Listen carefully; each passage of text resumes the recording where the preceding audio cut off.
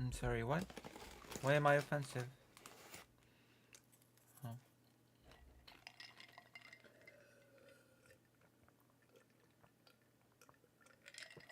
Welcome, my number one and only viewer. Although I'm pretty sure you were not here for the 10-hour stream last night.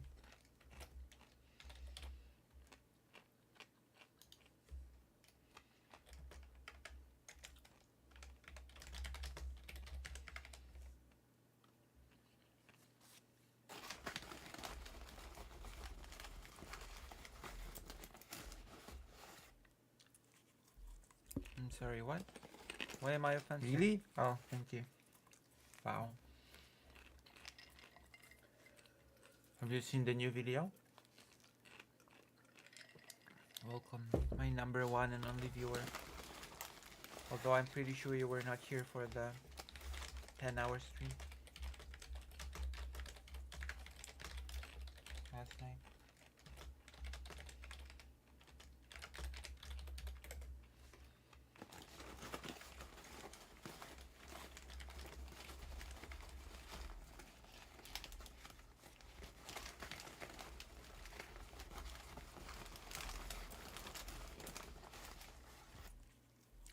I'm sorry, what? Why am I offensive? Really? Oh, thank you. You at work? Wow. How's work? Have you seen the new video? Welcome, my number one. I'm waiting for a person. And then, although I'm pretty sure maybe I'll have a little conversation about 10-hour stream last night. Oh. Okay. See? We fixed all the technical problems at the start, before anyone else even joined. How nice is that?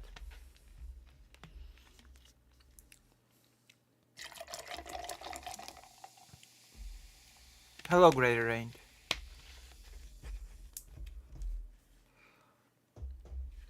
How are you? You're the second viewer today. I sure hope Boy Meets Me will be here. I slept too much. Way too much. You get?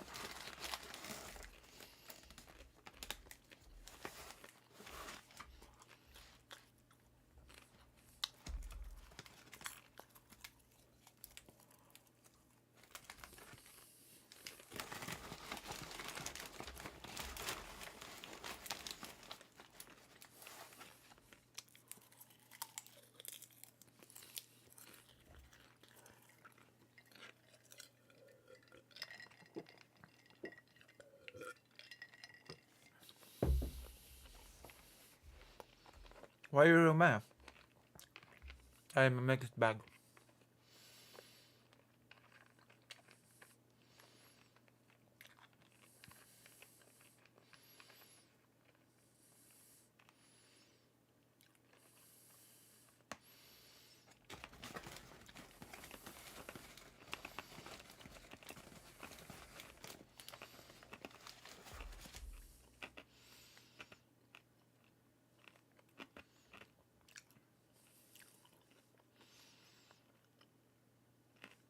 Wait, what?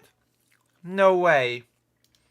No way. That's not true. Your dad did not say that. That's not true. No. Really? No. Really?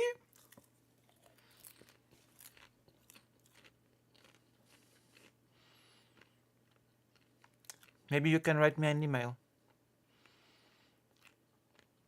No, I'm not gaslighting you. Do I look like I'm 20? No way.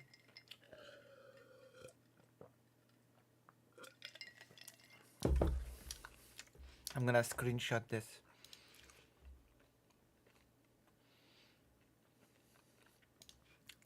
Oh my gosh.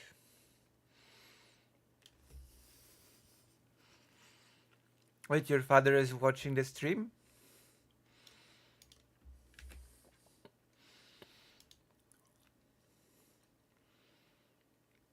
It's okay. I'm already sad, so it's okay. I'm already sad.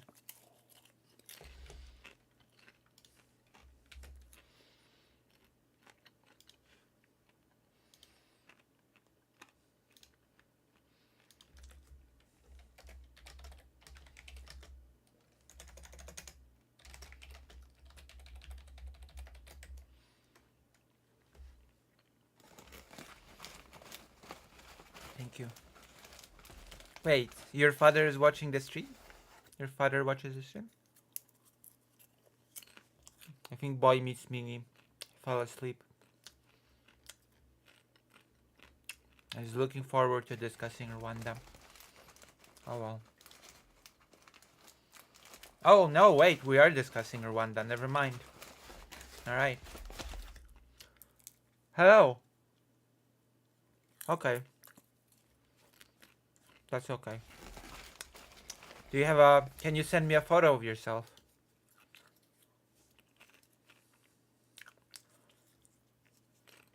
Tim Walz. Maybe we can also discuss current politics. Tim Walz.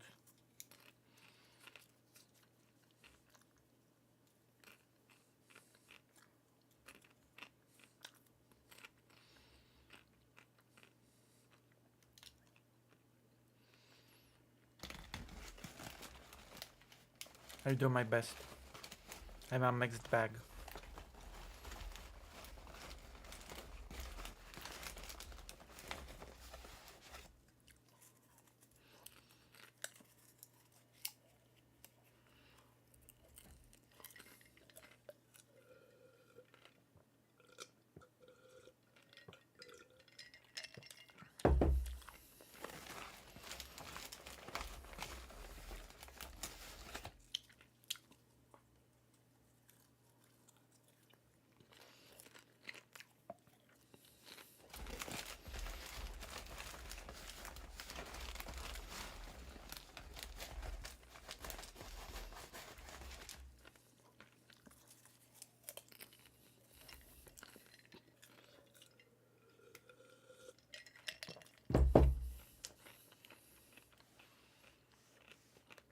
Alright, I guess we can... Where are you? I'm trying to find my DM with you. Hold on. Oh, there we go.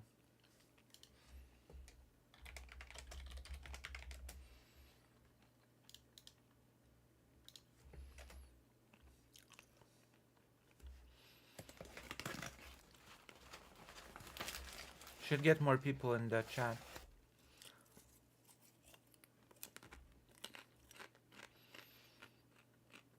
Where's the...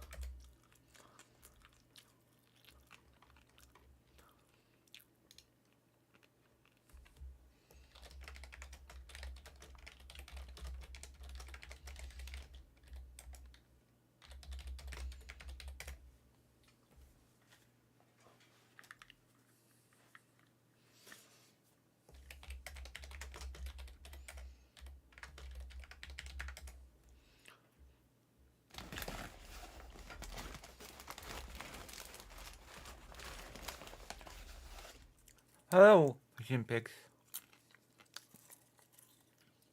That's right. I'm like a hardcore streamer. Hardcore grinder.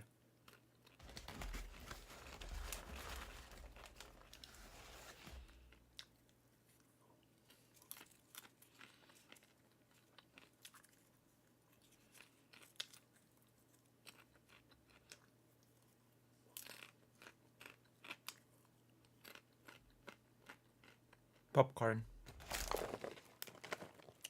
Popcorn from, you know.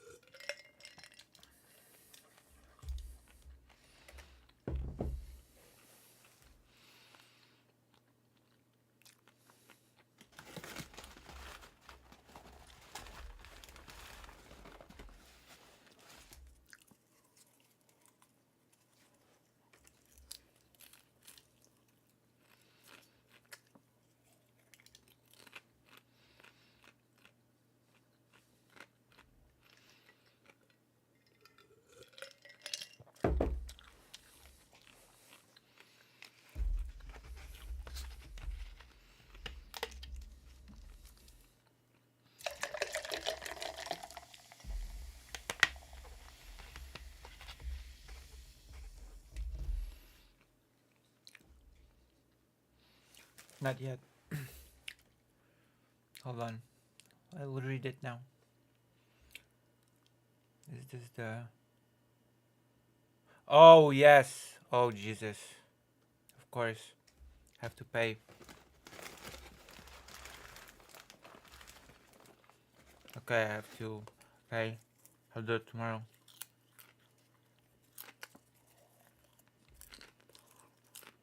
Jesus.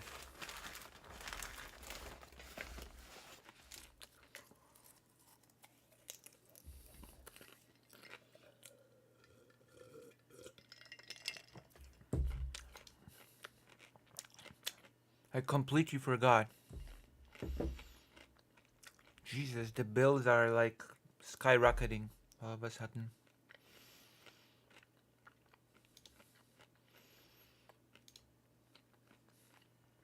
Jesus.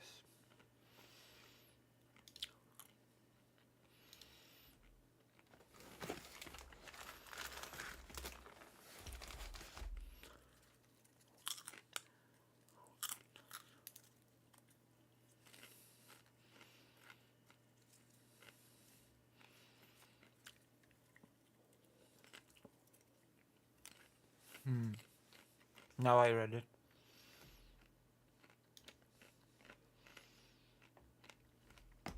There's no need to apologize. Hello, Philippe August. I know. Though apparently they won't be able to use more than 10 at once till the end of the year.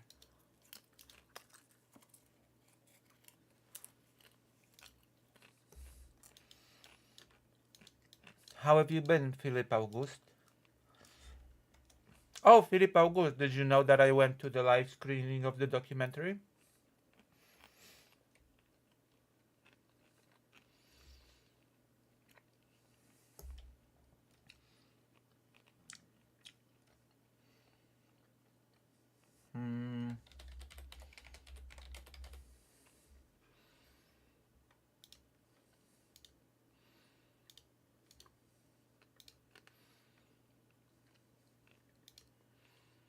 Have you watched it? Philippe August, have you watched the documentary?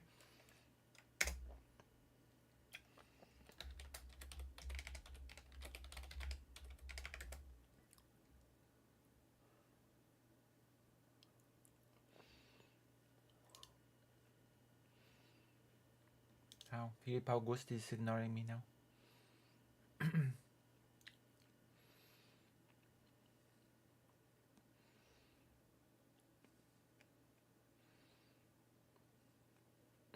Okay, now I'm ready.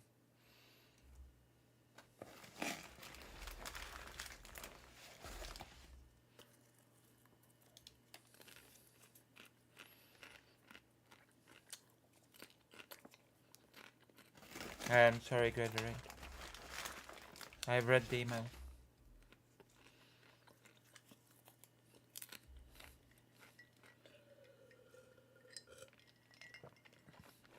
Can you elaborate as to why? In another email.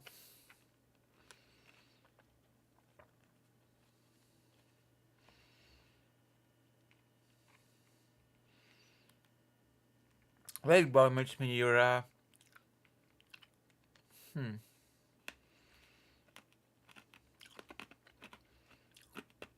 Interesting.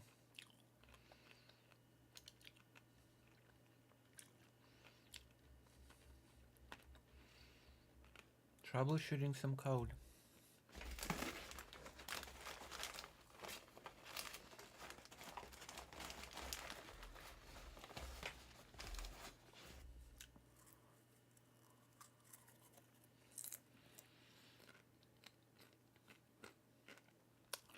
Eight people in the chat. Wonderful. Okay. Should I call you?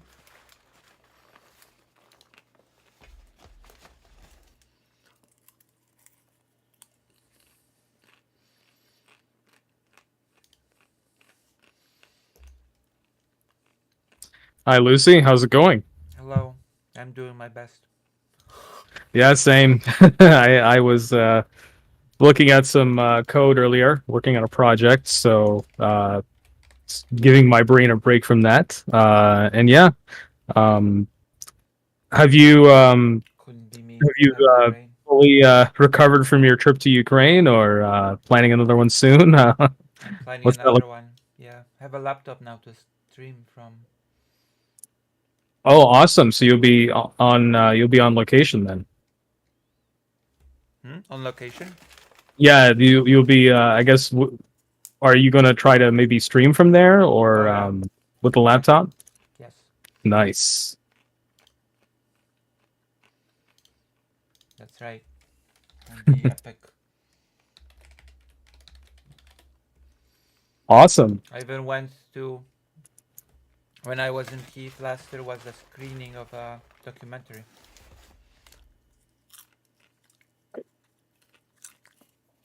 I wish I could do that. I wish I could do that in like India or somewhere, but it's a very long flight, and yeah, I just don't get the time off to make the journey. But You wish you um, could screen your documentary? yeah, make documentaries or do like a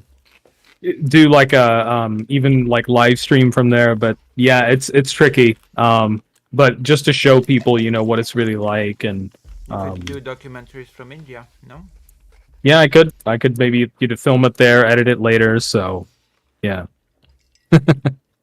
But yeah, good to see everybody, and Lucy. Good to see you, Lucy, and everybody in chat. And yes, today we're going to go over everything that's going on in Bangladesh. For anybody new, I am a fellow streamer as well. I'm mainly on Twitch. Was on YouTube for a while, but I only do Twitch now. And so you can find me on there. Boy meets Vinny. He/him pronouns, and was I'm originally from India, from northern India specifically, and I try to cover the region and keep tabs on what's going on in South Asia. It's a region that the left doesn't focus on enough, so try to bring attention to it, and I think we can all learn from what's happening there and compare it to parallel with what's going on wherever we all live. So yeah, South Asia is an important part of the world to study. And yeah, some of you, I guess, Lucy, you and both of us have been looking at what's been going on lately in Bangladesh. Yes. Um, Oh wait. yeah, I mean, it's just wild what's going on over there. Let's add one more. Wait, I should already have it here. Wait, hold on. Before we begin, let me do one more thing. No worries, no worries. Take your time. Mm, because, as you probably remember, I actually added last time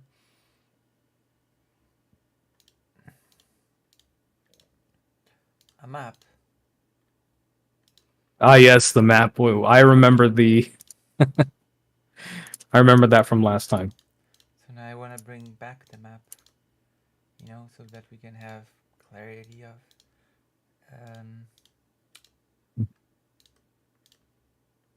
I'm just where's the map? Hold on, apologies.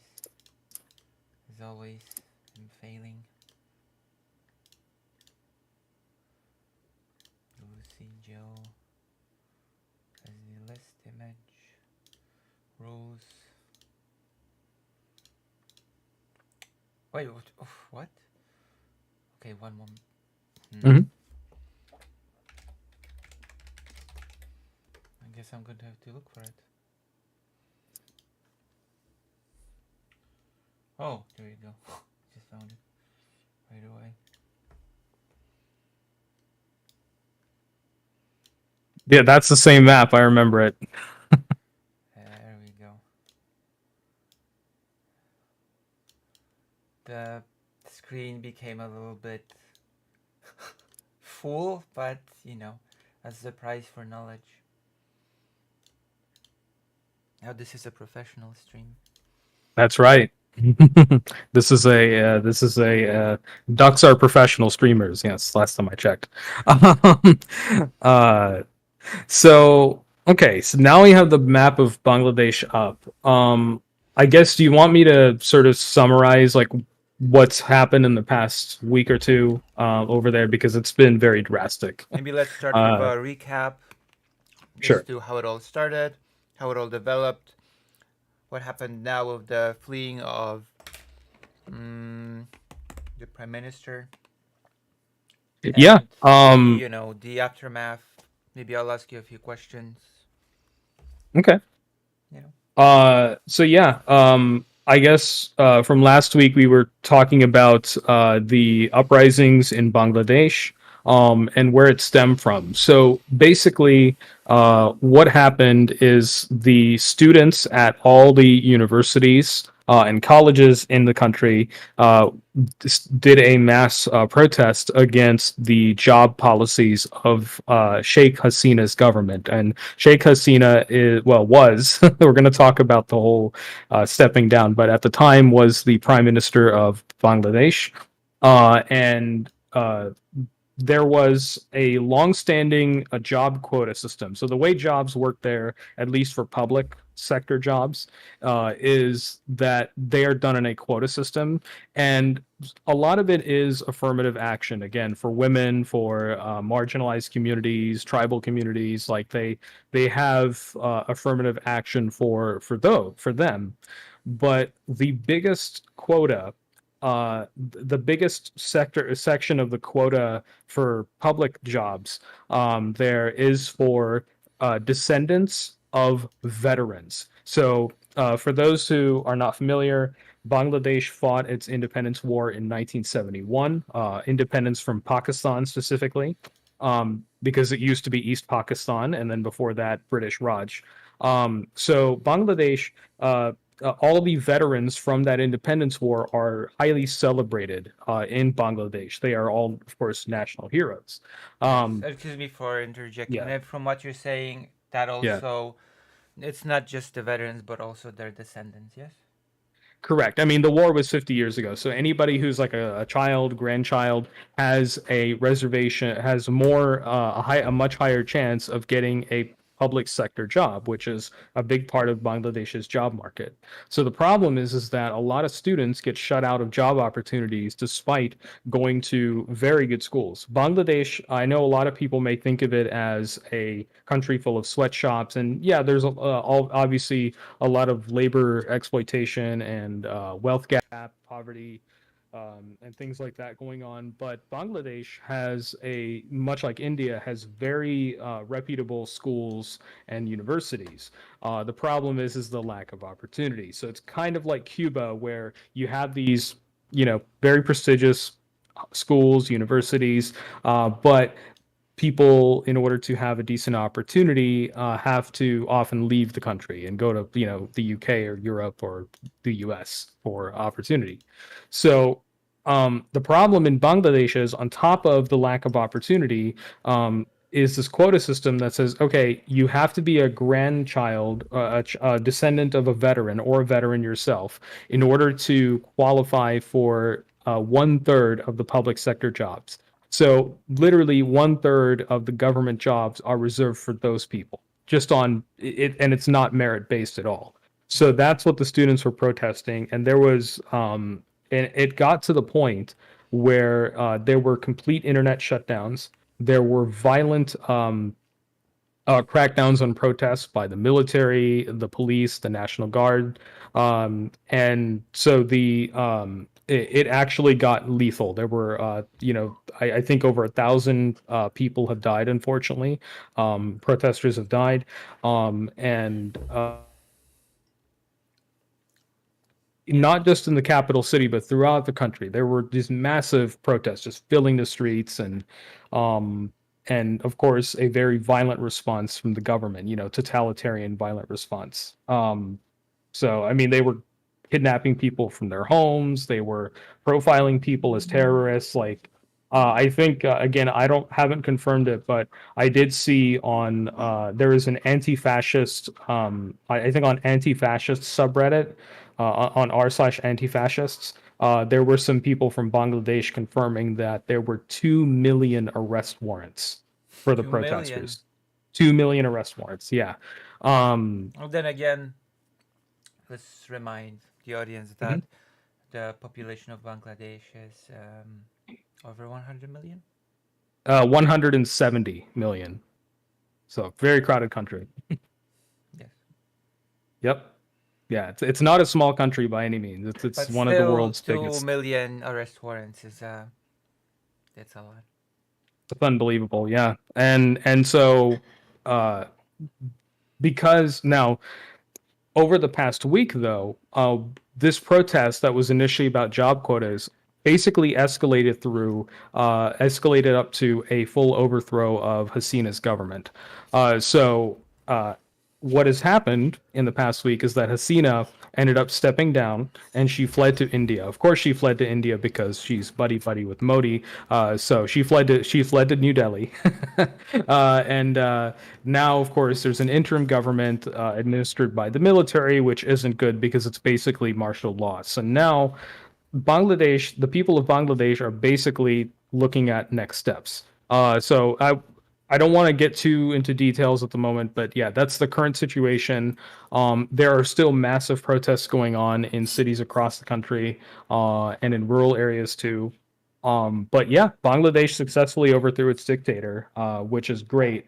The thing is, though, like unlike Euromaidan, where there was a sort of progressive, liberal, left-wing alternative to Yanukovych and the pro-Russia side, um, unlike Euromaidan, this is becoming more like an Arab Spring situation because Hasina's main opposition is very right wing and Islamist. And there are like a couple of parties that are her main opposition. Like one is not fundamentalist and the other is very fundamentalist. So so you have sort of center right and you have far right that are her main opposition who have clout and power and a voting base. There isn't really a left, unfortunately, in Bangladesh for anybody hoping for that. But let's see. I mean, the fact that the students rose up and stuff, I don't know if there will be some new movements, some new leaders to come out of it. If a right wing government were to take hold in Bangladesh, would there be left wing resistance that develops in response to it? That's really the what I'm hoping for. That's probably the best thing that can happen, realistically. And yeah, Greater Range, yeah, there was that video I linked of, yeah, there were cops gunning down a fleeing man. Like the man was fleeing, not a threat to anybody, was just protesting and then getting out of the way. But the cops still gunned him down with live ammo. Yep. Yeah, it's just horrific. And as we said last time, Bangladesh, despite, I mean, Bangladesh is a majority Muslim country. It's a Sunni Muslim, specifically country. Majority, of course, it's very diverse. There's Hindus and Christians, and there's animists and indigenous faiths as well.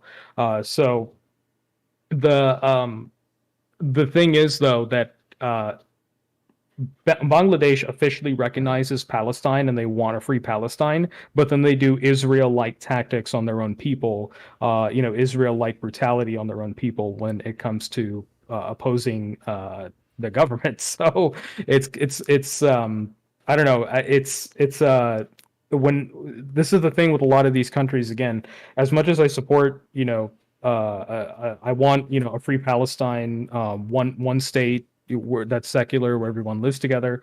A lot of countries who express support for Palestine, like Iran or Bangladesh, are totalitarian toward their own people. So it's a geopolitical thing for them. It's not so much principled. You know what I mean? Yes. So yeah, it's that is Bangladesh's and Pakistan's and Iran's main interest is a geopolitical interest against Israel, which is the correct one, but again, it's flawed, um, clearly flawed.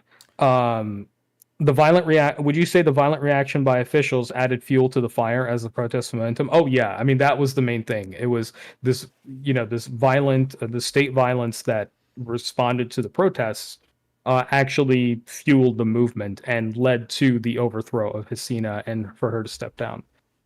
So yeah, at the moment, still protests going on.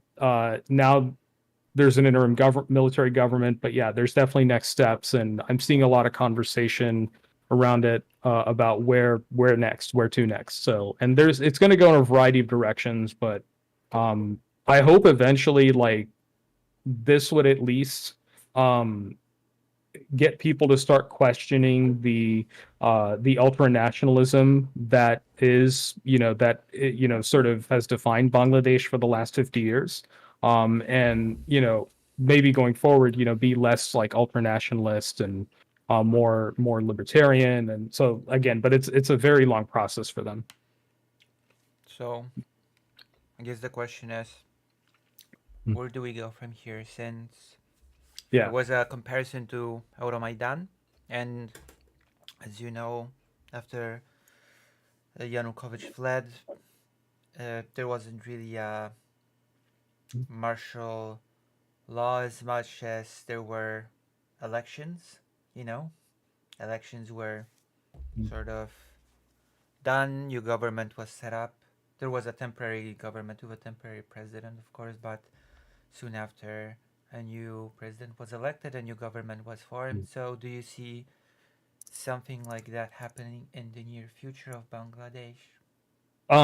So I don't know if I can share my screen or just link the article to you. Maybe you can show it on screen. Link the article. Yeah, so I'll link the article. Wanna So read there it is on one. stream? Sure, yeah, we can look at it because there is a development that's a major development that's happened with the interim government. So definitely something to talk about. Okay, so one moment, and we can Hmm. take a look at the.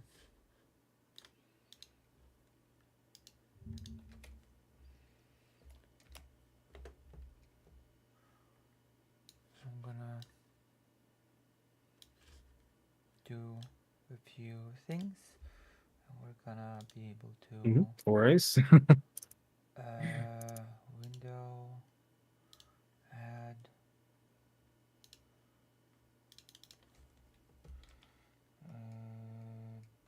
row add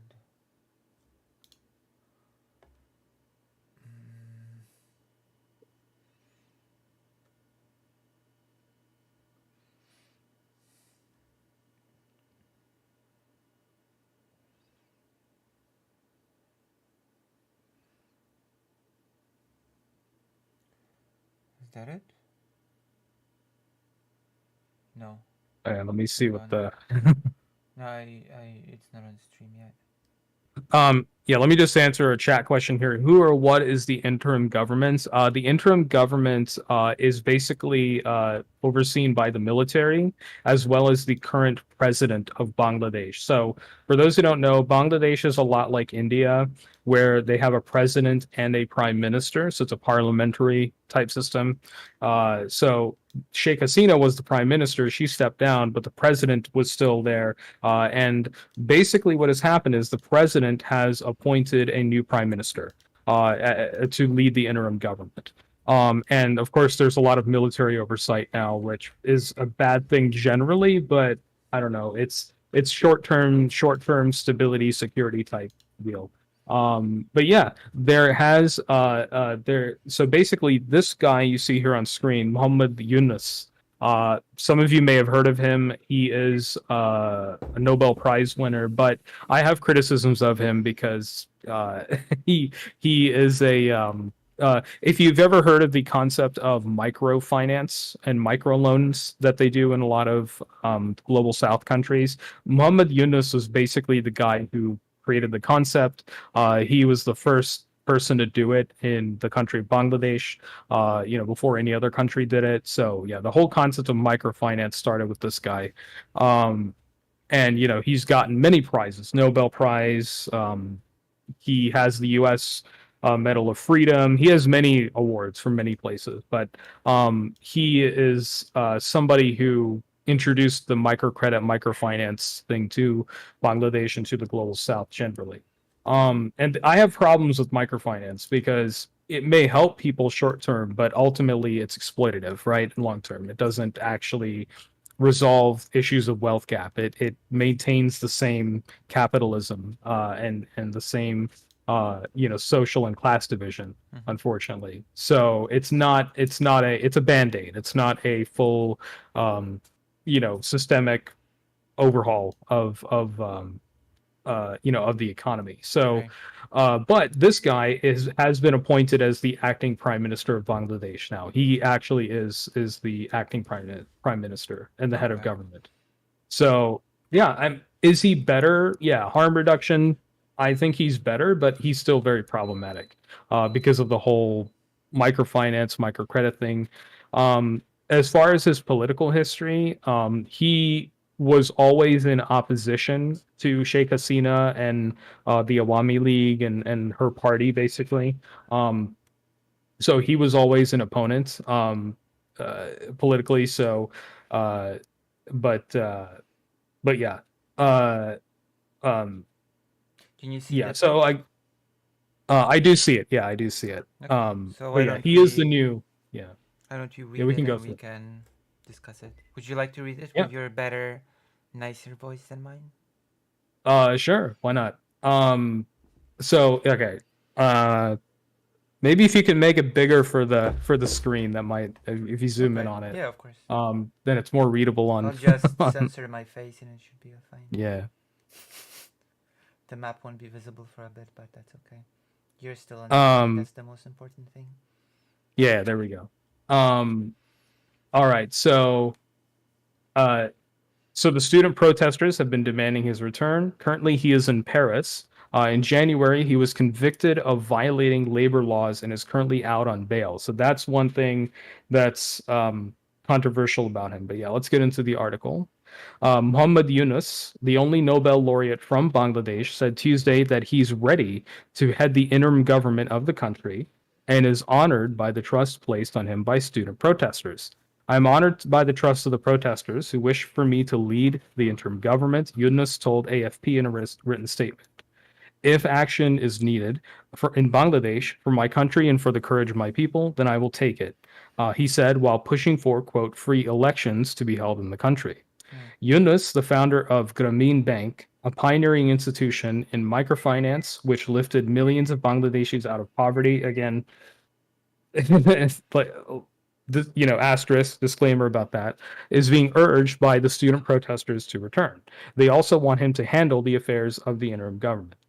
Yunus told the print Monday that politics is not his cup of tea, but promised that he would return the country at the earliest, to return to the country at the earliest to continue his work.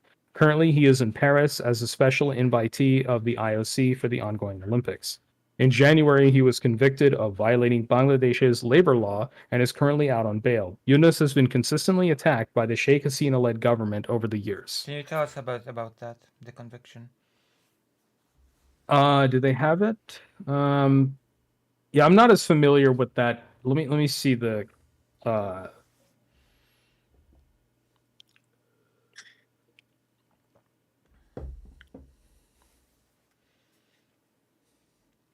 Okay, so the Yunus base. Okay, so I'm just reading from Wikipedia here. Yunus has faced like over 150 lawsuits in Bangladesh, Mm-hmm. mostly civil cases because it was mainly from the Sheikh Hasina government. So Hasina herself, when she was prime minister, she launched a bunch of trials. Basically, she had Yunus removed from the Grameen Bank, from the microfinance bank of Bangladesh. Um,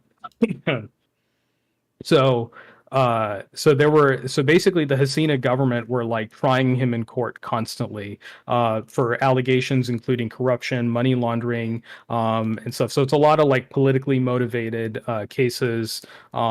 Now, is it possible that he did some corruption and money laundering? Mm-hmm. Possibly. I mean, he's a banker, so why wouldn't he? But then again, Sheikh Hasina and the Awami League themselves are extremely corrupt and authoritarian. So we from a lot, I'd have to look into a lot of those cases and see like how much of it was actually unethical and and fraudulent. Um, but basically, yeah, Sheikh Hasina sued him into oblivion. Um, with all of these court cases, and we're trying to shut down Grameen Bank basically. um and so uh the and what she ended up doing was removing Yunus and then nationalizing the bank, so then she would have control over it, and then she could make the situation worse. Typically we think nationalizing things will make them better, taking them out of private hands, but when you're dealing with Well, a dictator, it's not a good thing. depends on the um government, always. yeah, yeah, nationalizing is not always good.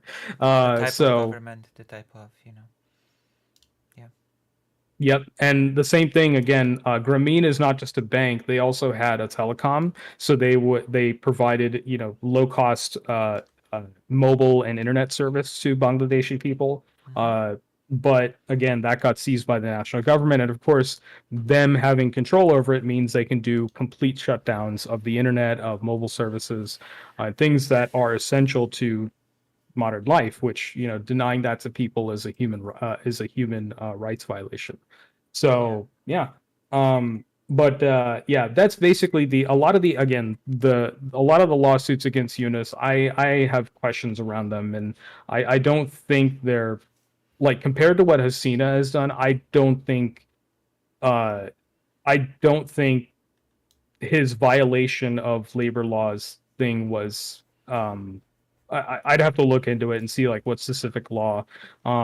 You have But mentioned yeah. that he has always been in opposition to her, so would you say that it was an attempt to just get rid of a political opponent? For sure. Hasina is somebody who demands extreme loyalty. Um, like I always tell people, if you think Trump demands loyalty, look at dictators like Modi and Hasina. They demand loyalty like no other. And yeah, Trump wishes he could demand loyalty like that. Of course, he's flailing now, which is good. But yeah, she demands extreme loyalty. She has actually, in her term as prime minister, um, she actually even arrested and executed some political opponents.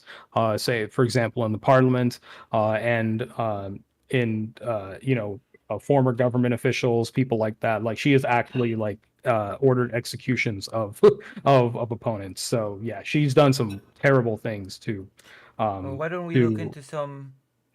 Would you like to continue the article first, or should I explain um my? Okay, let's finish the yeah, article let's since it's a yeah, short it's not article. long.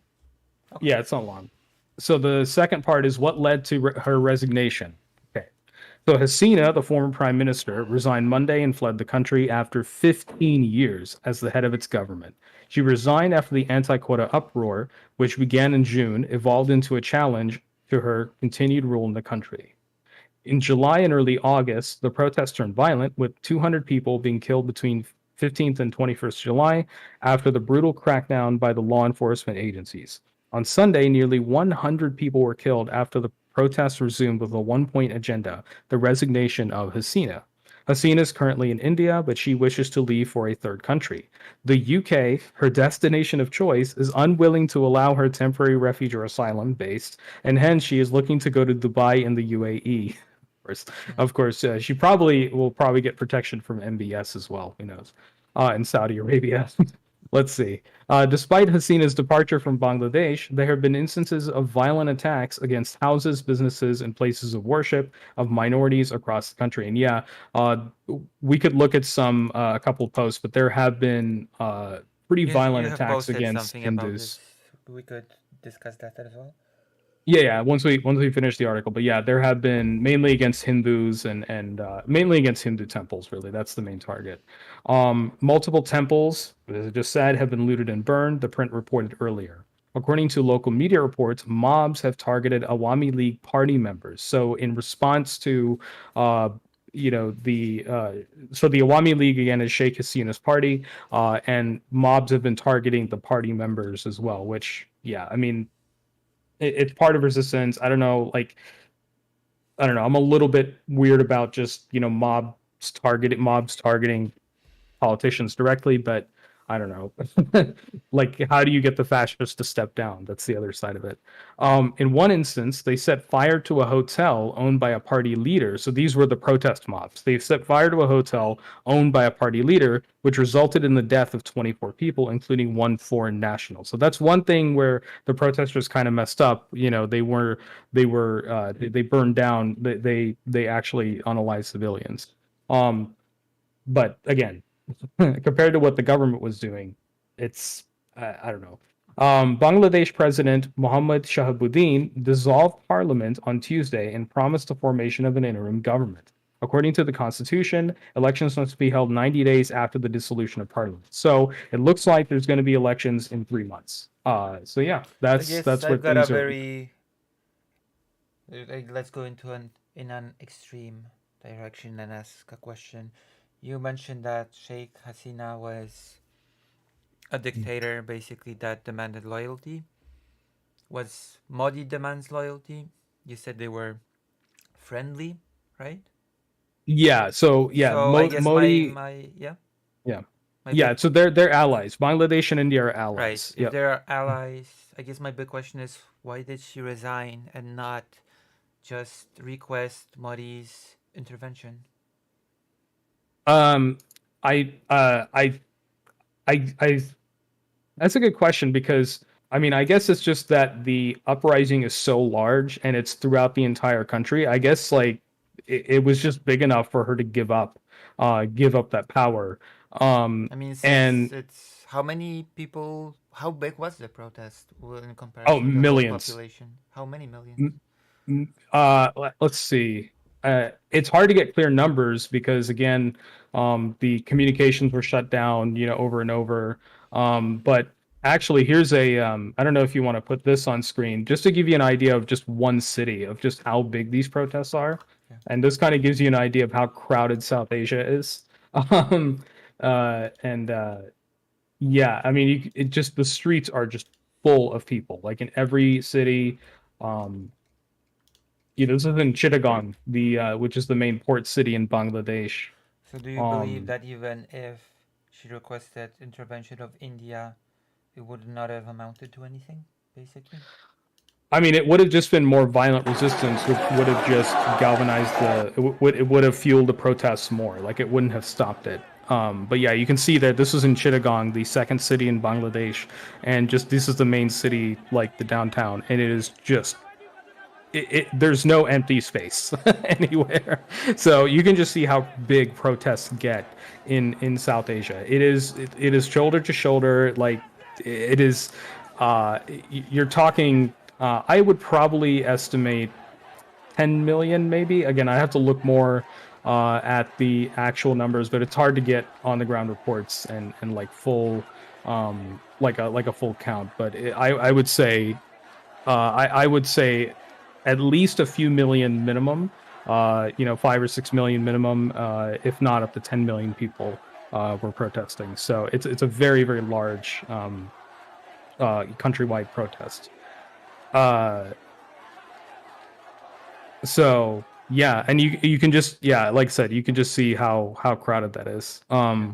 What's stopping the interim PM from doing the same thing? And that's a good question. Like, what's stopping Eunice from doing the same thing? Because if Eunice doesn't change the job quota, this the protest movements are just going to go after him too, right? So I feel like the onus is on him to actually restructure the whole job quota system so that it's not unfair, Technically and is actually speaking, he merit does not based. really need to do that because he's just temporary. He might say, "My job is just to stabilize, and I will leave it to the next government to do the real Yeah, changes." but my concern is that if the more you pause it, the more that you the more that you uh the longer you don't do something to change the quota system, the more the protests are going to happen. Like the protests are only going to stop if the quota system gets changed to be fairer. Like the demands have to be met. So Yeah, I do feel like if Yunus just doesn't do anything, he's going to get ousted too.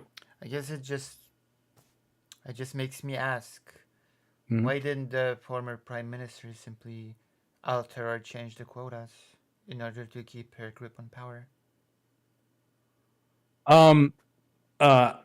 So the thing you got to recognize about Bangladesh is the military has a lot of power in that country, even more than the U.S. military. If you thought the U.S. Right. military was powerful relative to the rest of the Mm-hmm. U.S., countries like Bangladesh, Pakistan, obviously you look at Israel, these countries have very high military control. They're very militarized, much more than the U.S. And Mm-hmm. so the military is one of the biggest landowners in the country. How They big is the own military in terms of number of people? Bangladesh military. Let me see. Because It of has to be. course, I have another follow-up question in that case. Once Yeah, you we could look finish. here. 200,000 active personnel. Hmm. So it's 200,000 active personnel. But yeah, How well they equipped are is the army in Bangladesh? I mean they're probably use similar. I think they use similar equipment to the Indian Army.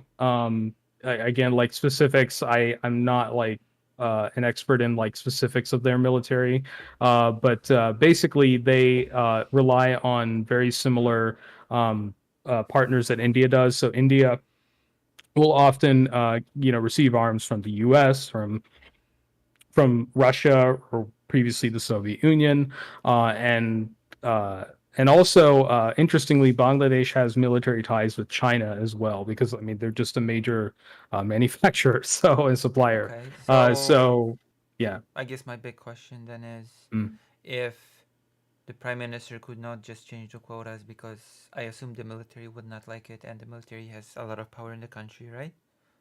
Correct. So the Then military wouldn't like it. why didn't the Yeah. military simply back the prime minister and squash the protest? I mean, they were actively squashing the protests. They were violently shooting at protesters. It wasn't just the Then police; it was why did she military and quit if she had the military backing, and the military has such big power in the country? so what Didn't she started feel happening. safe enough with the military having her back?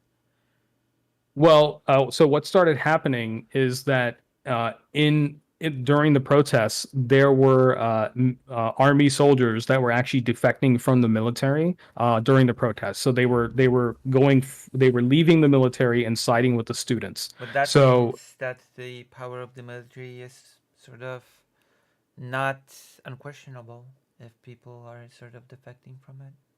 yeah, and because of that, because of a large number of people, or a significant, I mean it's not a majority, but a significant amount of people, amount of military personnel defecting and joining the student side.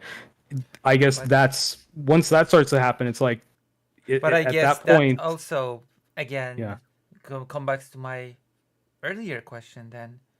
If the military is defecting and joining the students, wouldn't that indicate that the winds of politics are blowing in a direction that would allow her to sort of go, I guess I'm just gonna change the quota system to some degree to, I don't know, stop the protests but still keep my grip on power?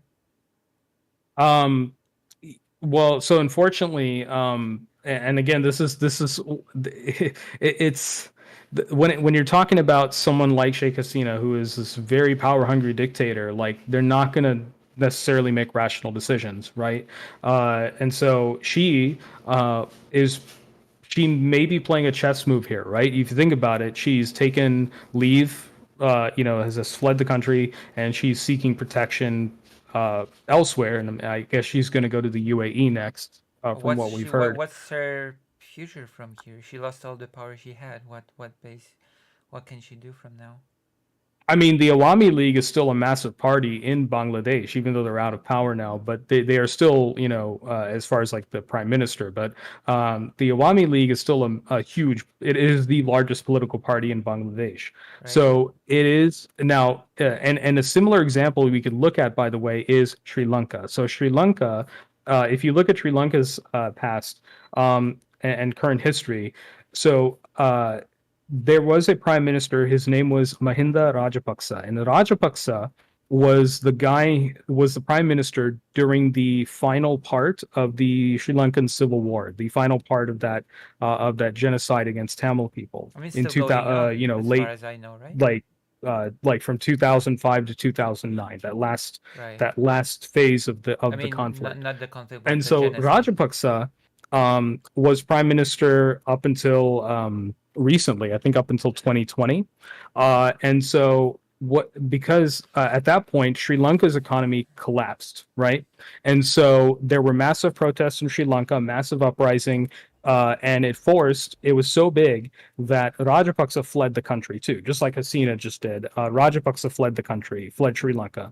And then a interim prime minister came in, Ranil Vikram Singh. Vikram Singh then brought Rajapaksa, the previous PM, back out of exile and allowed him to return to Sri Lanka. So it's very possible, just like what happened with Rajapaksa, I don't know if the Bangladeshi government is going to allow Hasina to return. And Hasina may be banking on her being allowed to return, just like Rajapaksa was allowed to return to Sri Lanka, despite his failures of the economy, but also his direct hand in the genocide of Tamil people during the Civil War. And even after, there was I mean, still, it's there was still still, that as going far on. as I know, it's still happening, Yeah. right? The Yeah, Tamil people genocide. I mean, it's still an apartheid. Yeah, it's still an apartheid It's state. not sort of Yeah. considered even a crime there, right? No, I mean, so the thing with Sri Lanka, and this is like, I know this is a side thing, but just as an analogy, Sri Lanka's constitution actually says that it is a nation for the Sinhalese people. So the constitution literally excludes other peoples, like Tamil people and Because, other groups as of far as people. I understand the Yeah. history of Sri Lanka, it was basically just different peoples having their own regions, and those regions were just forcefully, during colonization period, Hmm. merged together so that those people were treated as one, but they weren't one, and that it became very apparent when, you know.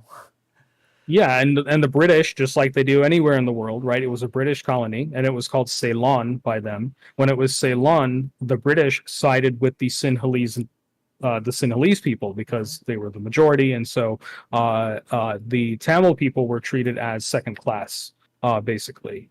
And of course, as the British did in India, in what is now modern day India and Pakistan and Bangladesh, the British also enforced existing systems of oppression, like caste systems and stuff like that. So they did the same thing in Sri Lanka. As well. So And the thing is that the reason I'm talking about Sri Lanka again is because they had a very similar situation several years ago, and so and now you see also, Hasina has left the country. Maybe she's banking on, can I return? Will they let me back but like they did with there's Rajapaksa a and Sri difference Lanka? here. No, there's a difference here of the temporary prime minister being an opponent to her as opposed to Sri Lankan, right? Well, with Sri Lanka is kind of weird because Vikram Singha is technically from a different party than Rajapaksa was. So technically an opponent, but But was he they all openly an enable each other. opponent? Because as far as Yeah, you he was. say, yeah, Yeah, but Vikram Singh isn't a different party from Rajapaksa, but they were still like they're not like heated opponents. They're right. just like different But in parties this basically. case, It's they like are liberal sort of versus heated conservative. opponents, right? Yes, because I mean Yunus is was sued so many times by Hasina's Yeah. government. So I'm not sure if And he's gonna yeah, necessarily bring her back, but Sri we'll Lanka is see. also pretty militarized, right? As when I checked Extremely. last, Sri Lanka was spending something like God, some ungodly percent of the GDP for military expense, like 50%. Maybe I'm over exaggerating, but that Mhm. was I'll have to basically ask the Arun on that. But yeah, they spend a lot. They spend at least half of their of tax revenue on the military. Pakistan is very similar on that. So like these countries again, Pakistan, Sri Lanka, Bangladesh, they spend a significant portion of the tax revenue on the military. So they're heavily militarized, and uh, yeah, and when you have a situation like Bangladesh where there's this very strong Bengali nationalism that is basically ethno nationalist. You have this strong patriotism because of the recent independence war 50 years ago, and you basically have a society that um, yes, it overthrew the dictatorship that Sheikh Hasina was running, but are they just going to welcome another dictator in? Is it going to be like Egypt during the Arab Spring? And that's what I'm really concerned about, right. especially with someone like Yunus, who Yunus, despite being an opponent of Sheikh Hasina, may end up being just as authoritarian and you know him being a you know basically a capitalist, a banker, and somebody who introduced the concept of microfinance and microlending. I just don't know how. I don't know what he's going to do going forward, but yeah, at least it's some form of stability. And he is regarded as a national hero, one of the most accomplished people from his country. So I don't know. Let's see. Um, What are your predictions? uh, I can't. Um, I mean, Mm-hmm. I feel like the Awami. I one prediction I could probably make is that the Awami League is going to start losing support pretty quickly, just because Sheikh Hasina has stepped down. Despite them being the largest party in Bangladesh, they're like super dominant. But now that Hasina stepped down, I wonder how many people who within the party, because as you know, just like with U.S. Republicans or just like with Tories, the knives all turn on each other, right? That's what's happening in the Republican Party now and has been happening. I wonder if within the Awami League there's going to be knives turning on each other. Not hopefully not literally, but just like people disagreeing and splitting into factions. I wonder if the factions that don't like Hasina will start to split off and maybe form their own parties or something. That's probably the next step is the splintering of the Awami League. That's what I see happening next. I could probably I don't see a left coming up. The only real presence of any leftism in Bangladesh is labor unions and trade unions. So I definitely see a strengthening of those going forward. But as far as like a unified left movement, not yet. It's gonna take time. But I do think the trade unions are central to it. Okay, I guess I have because Yeah. this is like um, we live in a unified, well, not unified, but we live in a pretty globalized situation. So where do you see Bangladesh sort of situating itself on the global stage, international stage, when it comes to current conflicts, current sort of international relations? I mean, Bangladesh will obviously continue to be exploited by uh, not only Western countries. Like I want to make it clear, Bangladesh is not merely exploited by the U.S. Um, there are so many factories in Bangladesh that export to China and Russia and Japan and Australia and the EU. So and even to Middle Eastern countries, especially. The Middle East really likes to exploit exploit countries like Bangladesh or the Congo, for instance, right, with the blood gold and blood diamonds. So So the Bangladesh is still going to be close allies with a lot of the world's hegemonic powers because of again the factory labor that's very very cheap and exploitable over there. It's not so much outsourcing greater rate. There is outsourcing. Outsourcing is more what you see in like India and Pakistan. Bangladesh is more manufacturing. So it is much more heavily focused on manufacturing. I mean, India is too, but Bangladesh particularly is very heavily sort of manufacturing. Um, I and guess my so, yeah. I guess my question is, since as you know, we are witnessing the biggest war since the Second World War in Europe. Hmm. Yep. Russia, Ukraine, big countries are situating themselves into sort of opposing factions, so to speak, to sort of simplify it. US, Russia, China, some are sort of observing and looking who to support. We have, of course, India, who sort of plays it neutral, but sort of has its Not leanings really. as well, yeah. And um, do you see Bangladesh trying to sort of move closer to a faction to sort of position itself more less as a played party and more as a player, so to speak, to sort of leverage trying to move closer with relations to one of those factions? And which faction would Um, it be, in your opinion, if they did? I think with Eunice taking the reins, because Eunice is a liberal. I mean, just a sort of a centrist liberal. That's his main position. And again, he's capitalist liberal. But he is very very good friends with Western countries. He's Nobel Prize winner, you name it. Like he is friends to Western liberalism. So I do think that Bangladesh's position is may start to shift away from India's positions on things because India has increasingly become more pro-Russia, more more pro-Putin. There obviously this stems from the long uh, uh, relationship that the USSR had with India in opposition to the British, right? That was like the main that was their main ally and supplier of arms for the Indian resistance against British colonialism. And so but I do feel that Yunus is going to align more with Western countries, more with NATO, and possibly again, Bangladesh is not really in a position to supply aid to Ukraine. But uh, as far as maybe potentially being a trade partner, I think it's going to be more Western aligned. Um, Isn't it heavily so militarized? Isn't it in a position to send any military aid to Ukraine? Um, Possibly. I mean, with their current state, I mean, Bangladesh is Bangladesh is like Sri Lanka, not in a good situation financially. They are unfortunately on the hook for a lot of IMF loans. So these countries are in massive debt. When you're talking about Sri Lanka and Bangladesh, massive, massive debt. Um, Wouldn't it be a good and moment to sort of start negotiating?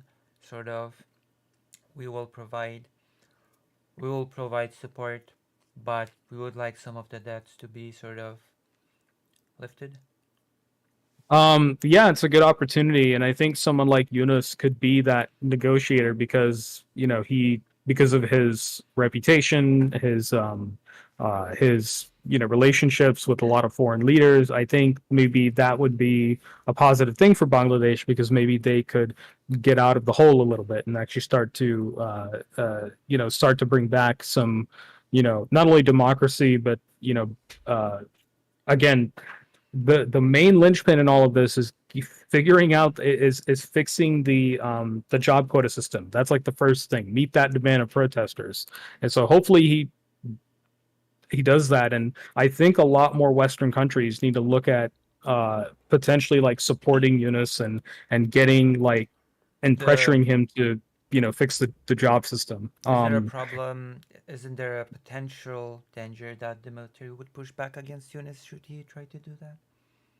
Uh, I don't think so because the president appointed Yunus, so they would be going up against the existing president, who was also president under Hasina.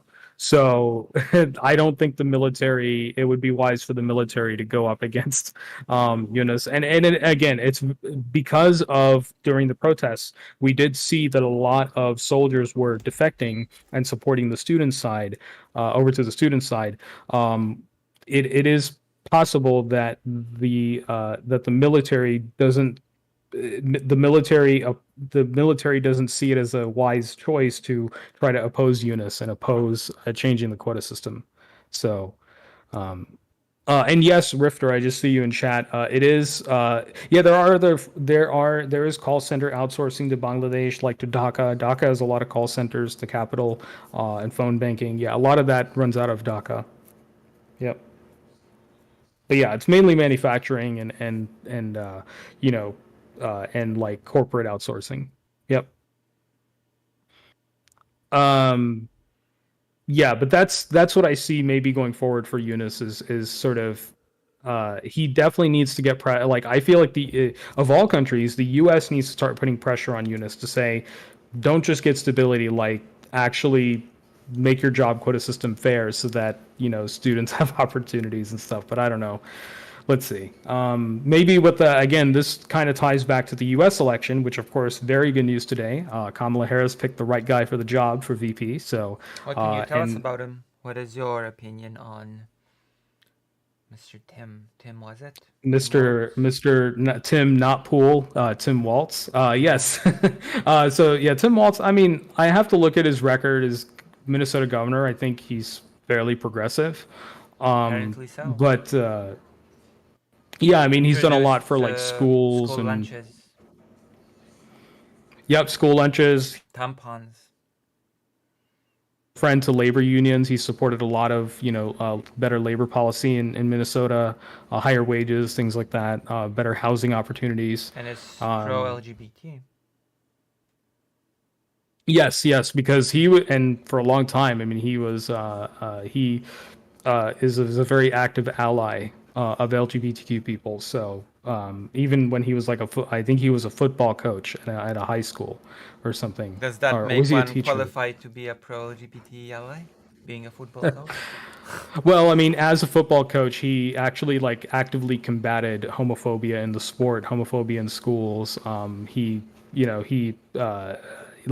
was actively organizing, straight gay alliance stuff in schools. So like he was active and actually, did some material things around that. So yeah, I mean, he wasn't just like a coach he wasn't your normal football coach for sure.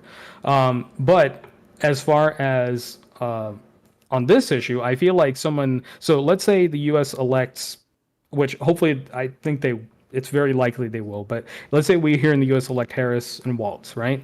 Now, VPs, vice presidents tend to have a lot of responsibilities when it comes to foreign interaction, right? Interacting with allies and with foreign countries. Mm-hmm. So they perform a lot of diplomacy functions. Tim Waltz being vice president, I don't know if he's going to flex his labor muscles and say, "Hey, Bangladesh, you guys need to fix your job quota system." Like, will he put pressure? Will he, along with the U.S. State Department, put pressure on Bangladesh and pressure on Yunus and anyone who comes after him, because they don't want to see this. We like Bangladesh has already fought so hard for this. It's like we want to see these demands being met and for Bangladesh to actually develop and not just develop for capitalists but for the people. And so hopefully, him being more labor friendly will push him toward that. Like, and I do think again with any of this, I there needs to be on the ground activism. There needs to be lobbying. There needs to be a push for this because otherwise it's just Bangladesh is a country that unfortunately gets ignored in a lot of Western politics. So it's just sort of background noise to a lot of people when actually it's a very important country logistically. There's a lot of clothing's made there, services, goods are manufactured. Like it is like vital to the global the global trade. Mm-hmm. Um, so yeah, I think it's actually I obviously a Trump administration would be more I feel like would be more friendly with Hasina because Hasina's more friendly with Modi. I don't Mm-hmm. think Yunus will be as friendly with Modi, so we could see Bangladesh's position with India change as well. Like, that's going to be critical. Mm-hmm. So Hmm.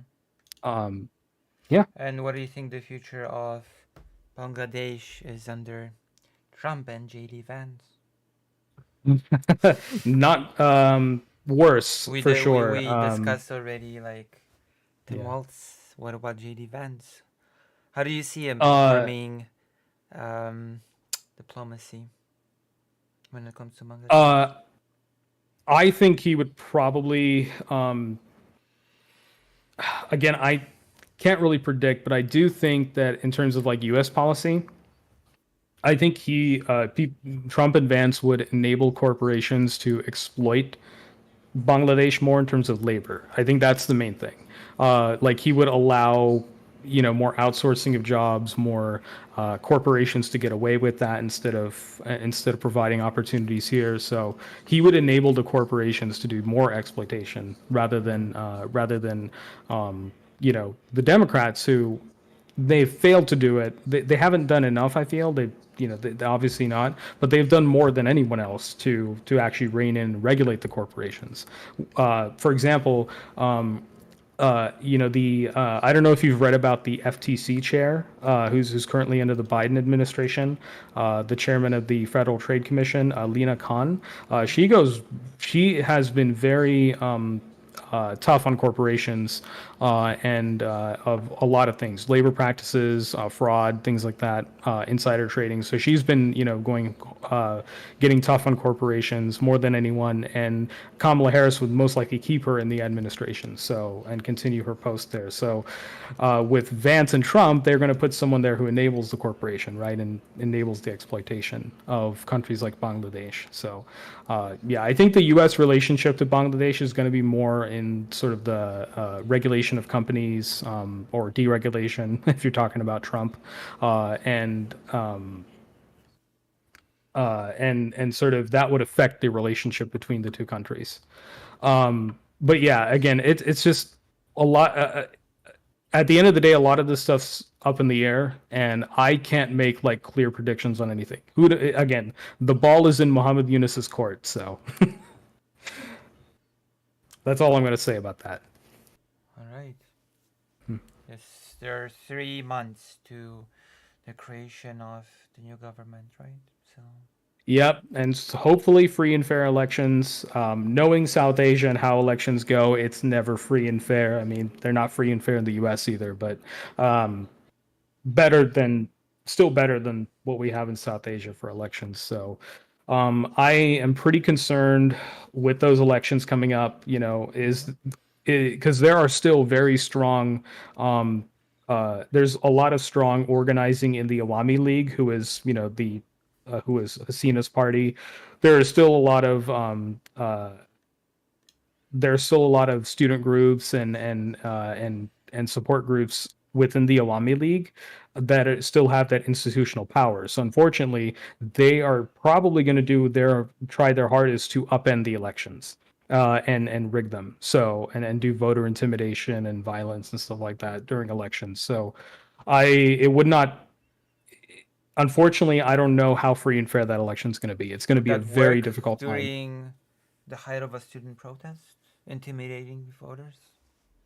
Yeah, I mean, I think the Awami League would try their hardest to intimidate voters and try to get uh, either Sheikh Hasina or someone from her party back in power.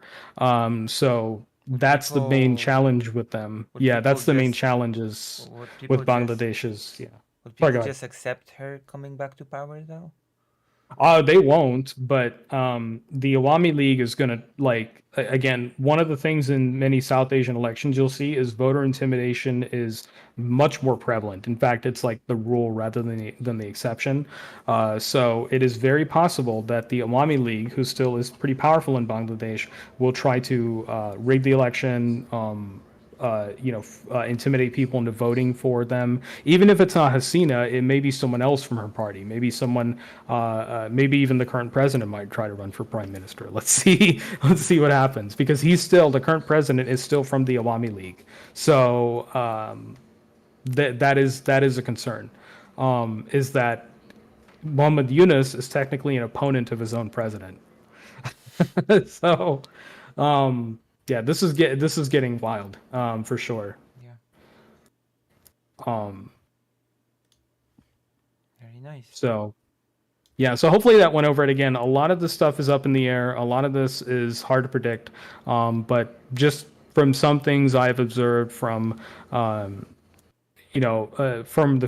some of the observations I made, it just seems like Bangladesh is kind of, I feel like Bangladesh is going to aim for stability and control first, which isn't good because that means more military control. Mm-hmm. But on the other hand, hopefully have a leader who is not as autocratic as Hasina. And I think getting out Hasina was a no-brainer. That was the right thing to do, Right. regardless. Like it's they had to get her out. So let's see who comes next. I'm not a fan of the existing opposition parties to Awami League. They're right-wing authoritarians. So I don't know. Hopefully, the trade unions and being galvanized by the student movement will grow stronger and more people join them. So that's really the next step is join the union. Join your union. That's what I. If I were to tell someone in Bangladesh what to do next, join a labor union or join a student union. That's but don't. The problem is again, some of these student unions in Bangladesh are affiliated with the Awami League and Hasina's party. So be careful who you join. Right. But yes, yes, Be that's what needs to careful happen. who you. Yeah. All right. I So. guess that's it, right? When it comes to this topic, or is there anything else that we could learn or discuss when it comes to Bangladesh?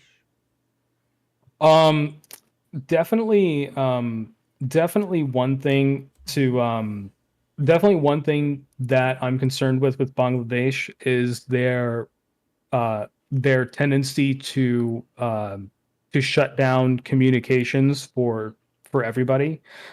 They and I am somebody who works in the tech industry, so one of my main concerns is countries doing internet shutdowns, internet and mobile service shutdowns in response to resistance movements, and so uh, I I don't know, like Bangladesh did a complete shutdown for all of its citizens for several days initially when the protests really were growing. Yeah. And then they've done several shutdowns since. In fact, they seem to they're always like, they allow the internet and then they shut it down. Then they allow it and they shut it down. Like they just on a whim just shut it down. Mm-hmm. And it's like, is this going to become more prevalent with a lot of other countries? Are other countries going to do what Bangladesh did and start Moving to do more forward. authoritarian shutdowns of communications? So that's one concern I have going forward is that are they setting a precedent for other governments to start doing?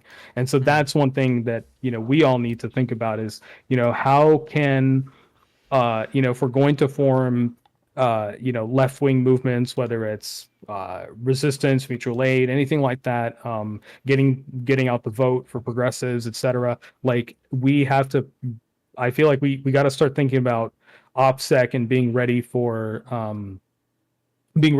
shutdowns by the government. So unfortunately, this is becoming more common. So, Yeah. and I feel like Bangladesh is setting this precedent, a bad precedent in terms of that. Hmm.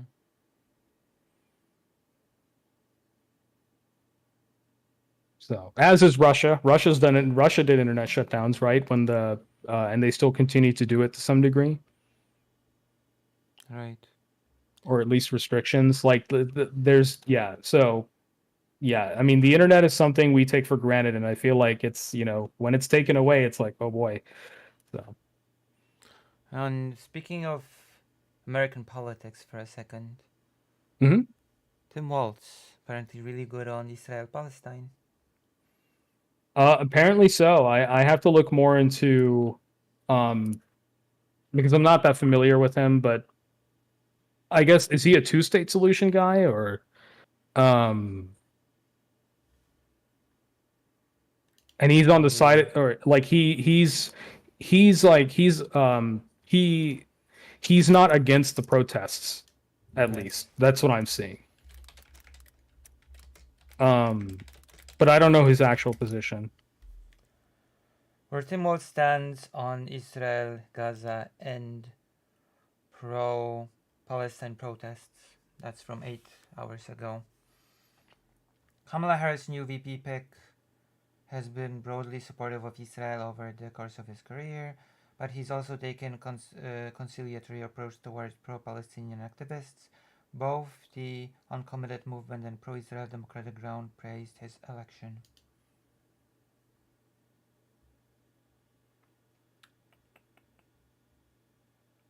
Let's see.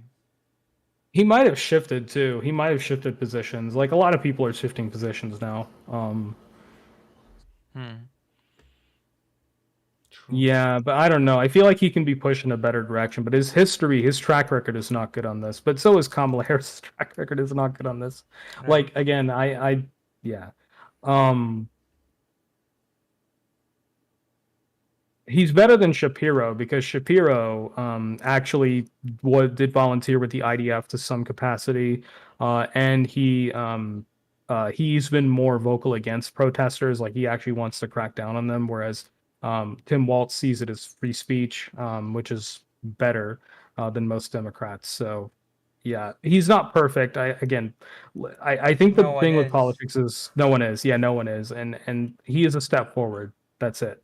Hmm. So. As far as domestic policy, he's much better. He's much better than most Democrats on domestic policy, like healthcare and the like. The Walz pick was celebrated by pro-Israel groups, including the Democratic Majority. Uh, because apparently, I see here. I am seeing here. Hold on. A totally different note. That apparently people are. I see here a tweet by Batya Ungar Sargon. You're familiar? Opinion editor in Uh, Newsweek. no, I And let me here see is the. the Babylon Bee got it right. VP Harris has chosen Tim Walz as her running mate. It's a dark day for American Jews. There was only one reason Oh to have my. passed over Josh Shapiro. The Democrats would rather lose with anti Semitic progressives than win with moderate normies. And here we have Brianna Wu responding with, Ah, I yes. agree. So, what do you think? Uh, I don't know what I keep out of a lot of the drama stuff, but yeah, Brianna Wu's positions have just been shifting to the right. Um, or has she always had those positions? I don't know. I feel like she's been sort of like has always been reactionary and just was kind of, you know, this was kind of left wing. Um, yeah, I don't know. It's just yeah, I don't know. She's just gotten worse on all of this. Well, to me, it just Um, feels like it was advantageous to be more progressive, and now it's more advantageous not to. I Let's see disagree what you that it's think. more advantageous not to. Well, Again, it's we're not talking about what is factually advantageous. mm, We're talking about what the perceived advantages from the perspective of the person doing it. yeah, um, yeah. I just don't like. And this is again, this is my problem with a lot of I feel like in the US we don't understand anti-Semitism. And maybe you have, I guess this is the worldwide problem. Like, we don't understand what it actually is Mm-hmm. because we just think that, oh, we just associate a religion to a state, right? We associate Judaism with the country of Israel Mm-hmm. because of what's written in the, in the Torah or the Bible. Yeah. Um, and unfortunately, this when the minute you associate a religion with a state, um, what ends up happening is, oh, you oppose that state because they do horrible things to people, they do horrible things to millions of people. That must mean you are against that religion too, and it's no, it's and it's a similar conversation around India as well, because with India, if you oppose the current government of India, you are considered a Hindu phobe. You are considered a hater of Hindus, which no, a lot of Hindus oppose the Modi government. No. So, I. are they Hindu phobes too? Self hating? I don't know. So it's a similar conversation around Hinduism that I'm seeing with Judaism in the United States. Um, so I suppose, as you may yeah, understand and know, my position on anti-Semitism will be slightly different. you know? yeah. I mean, I guess is your position just more like um, your position is more inclusive of all kinds of Jewish people, like the entire Well, diaspora. being Um, Polish Jewish, yeah. being a Polish Jewish streamer, I don't know. It feels like my position on anti-Semitism is more informed on the history of this region rather than in any way tied to Israel as a place. Yeah, I think yours is more around like the history of like the diaspora, right?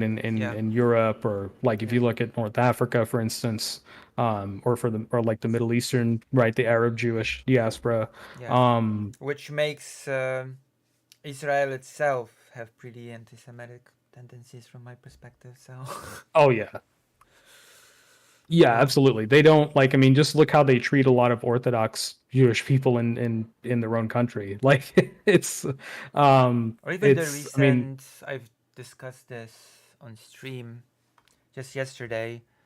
Um, where is the tweet? I still have it up. I think I'm not sure if you're familiar with this one. Where is it? I should have it somewhere. The yeah, I'm not on Twitter, by the way. I don't have an account. oh, gosh, I have to go and where is it? Oh, there you go. I found it. A tweet from Ben Gavir's coordinator at the Open University in Israel. He says, the coordinator, not everything the Nazis did was bad. The Well, gypsies were and still are a very serious problem in Europe, even more so in the Balkans and especially in Romania, and that's putting it mildly. yikes. Big So yikes. you can see that it's a very interesting statement on many levels, especially considering how Yeah. close in many countries the Jewish diaspora has been to the Roma community. So I guess this is also sort of a statement about the Jewish diaspora by extension. Yeah, so I guess according to him, according to this Ben Gavir's colleague there, yeah, you are you're self-hating if you sympathize with Roma people. Yeah, because Unbelievable. Jewish people sort of form close knits with Roma people. So I guess it's a statement that the Jewish diaspora just buddies with a serious problem of Europe.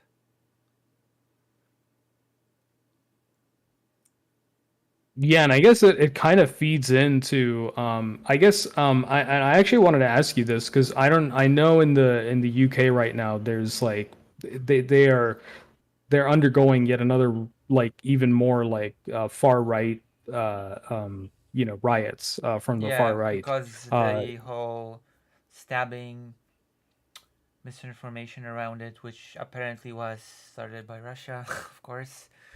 Of course. Uh, But yeah. I guess in Poland, how is like, because I understand, I know you've talked about how like there's a Muslim, there are communities of Muslims in Eastern Europe, like in Poland and of course Bosnia, and Kosovo, places like that. How, The I Tatars. guess in Poland, how The what's the Tatars. response? Sorry, go ahead. You have the Tatars. Yeah, the Tatar people as well, yes. And so how like I know there's a lot like in Europe there's like a very strong sort of anti-immigrant, especially anti-Arab immigrant sentiment. Yeah, it's How big. has your like the Jewish diaspora been responding generally to all this? Like what's their because I mean obviously we know how the Zionists think, but apart from Zionists, like what's like the conversation around I this will have to gauge it. within the diaspora? Because, unfortunately, ever since the Israel Palestine thing started, I've sort of distanced myself. I mean, understandable. Been, yeah, it's just because I know Poland has been really, really tough on like allowing like Syrian refugees Yes. in or Palestinian refugees Afghani, particularly. Afghani Hmm. refugees as well. Yeah, they There's haven't been been a allowing them. whole crisis on the Polish-Belarusian border, which started before the Ukraine-Russian war. There's a whole movie about it, The Green Border. That's the documentary. Oh But yeah, I've been now, meaning to watch that. oh, you know about it. Yeah, I remember you posting about it, but I need to watch the I need to watch it. And now, unfortunately, the Belarusian Polish border crisis has been sort of the conversation around it has shifted towards the war. So all of it, without exception, is being framed as part of the war. So all refugees, without exceptions, are being sort of framed as basically soldiers for the hybrid warfare. Oof. Yeah, yeah. That's yeah. I just It's again, especially whose made fault is it? worse. It's all Russia's fault, man. It's especially made worse by the fact that a Polish soldier has been stabbed at the Oof. Polish-Belarusian border to death. I believe he died. Was that in self-defense? Do we know or No, no, no. He was attacked. oof? So this whole thing became a lot more, which has fueled a lot more anti-immigrant, anti-refugee sentiment. People of color have been harassed in the streets as sort of, you know, that also became a thing. So yeah, Yeah, my only response to those kind of people who like they say, "Well, we condemn the violence of that." I'm like, "Okay, you guys are burning down schools and mosques and attacking people and invading people's homes. Like they're doing just even worse things." So it's like, so I've seen a debate. Destiny mhm. had a debate yesterday. Oh, I stay out of that, as you know. I, Oh, I do not follow debate I've culture. reacted to it. I've reacted to the debate between Destiny and mainly between, well, it was a debate between Destiny, Lawrence Southern, and friends.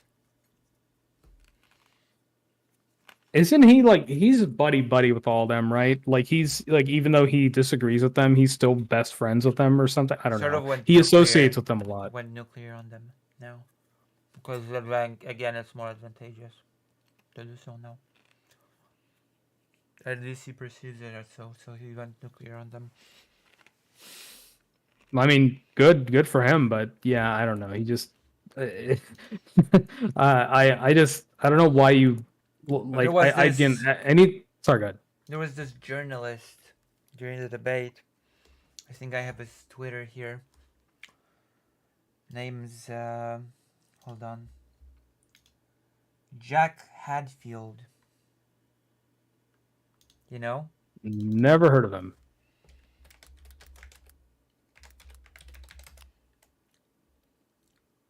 and he was discussing uh, immigration numbers. You know, he was like, millions of people are getting into the UK yearly now, right? And Destiny was like, wait, millions? What do you mean? You know? Yeah, it's not millions. And they showed a graph which showed that it was closer to like, I don't know, 600,000 or something. Yeah, it's like Million. 500,000 And then around that per year. that guy's a Yeah. journalist, right? And he's like, Mm. oh, so I made a mistake and mistook gross with net. Gross with net, right? And I'm like, guy, your job is to inform people about the truth, and you mistake basic things, and you're like, Yeah. whatever, you know. Yeah, imagine being less factually accurate than a gamer who himself is not factually accurate on most things. And Uh, then oh, the debate oh my started with goodness. that journalist saying that actually the mosque wasn't targeted. The mosque wasn't targeted because it just happened to be on the same street as the protests, and the bricks just happened to fly towards the mosque. That just happened Yeah. to be on the same street. That was the initial thing. And then not long after, he shifted to, well, the mosque was just targeted because um, it's a symbol of a wider problem with immigration. You know? Oh, so he admitted it later. I see. Yeah, I he see. just shifted like a chameleon. Destiny said, "You know that the same attack, stabbing, the same situation would have happened, Islam in the country or not, right? And do you know what the good journalist said to that? Do you know?" Let's see. What did he say? He said, well, then the protesters would have just found some other symbol of foreignness to attack. So just doubling down and Well, I mean, admitting it's what this is just, all about. we just, Yeah. just would have found another scapegoat. It's cool. It's good. Yeah, they would have attacked a Sikh temple or an Indian restaurant or Yeah. yeah, they And then we took a look at his Twitter. And his Twitter, before the debate, he retweeted that the mosque was attacked because an Arab-looking um, suspect was arrested, which is extra bizarre to me mm. because right before that tweet, it was said that the stabber was identified as a second generation immigrant from Rwanda. So which is it? Arab looking, an Arab looking suspect from Rwanda? What's happening here? Yeah, Rwanda. Yeah, where's Rwanda on the map again? Yeah, it's not in the Middle East. Yeah. Central Africa. What is what? What the hell? You know? They just I would just and then of course journalists like him will complain that Middle Eastern people and Indian people are taking the jobs. I'm like we know, you don't even know your geography, dude. That's why we took your job. It Unbelievable. was Yeah, the stuff very on yeah.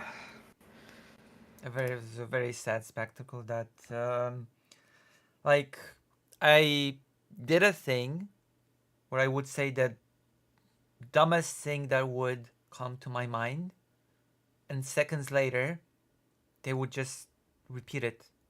They would repeat it as a serious argument, and I would have nothing left than just to laugh. Like Destiny asked Oof. Lauren Southern, well, what about refugees then? Right? And Mm. I said, oh, everyone's a refugee nowadays, you know? And then I waited, I paused the video. I was like, everybody's a refugee nowadays, of course. And then I unpaused, and Lauren Southern, without skipping a beat, said, well, everybody just applies for, asylum nowadays.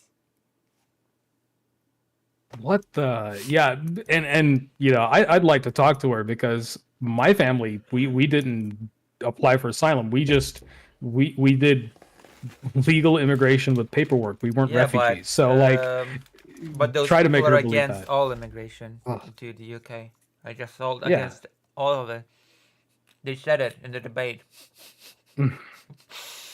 That See, is, this is why I avoid the debates circus, because the worst points of view end up being the ones that win, right? oh, There's rarely ever a time they when did not win that one.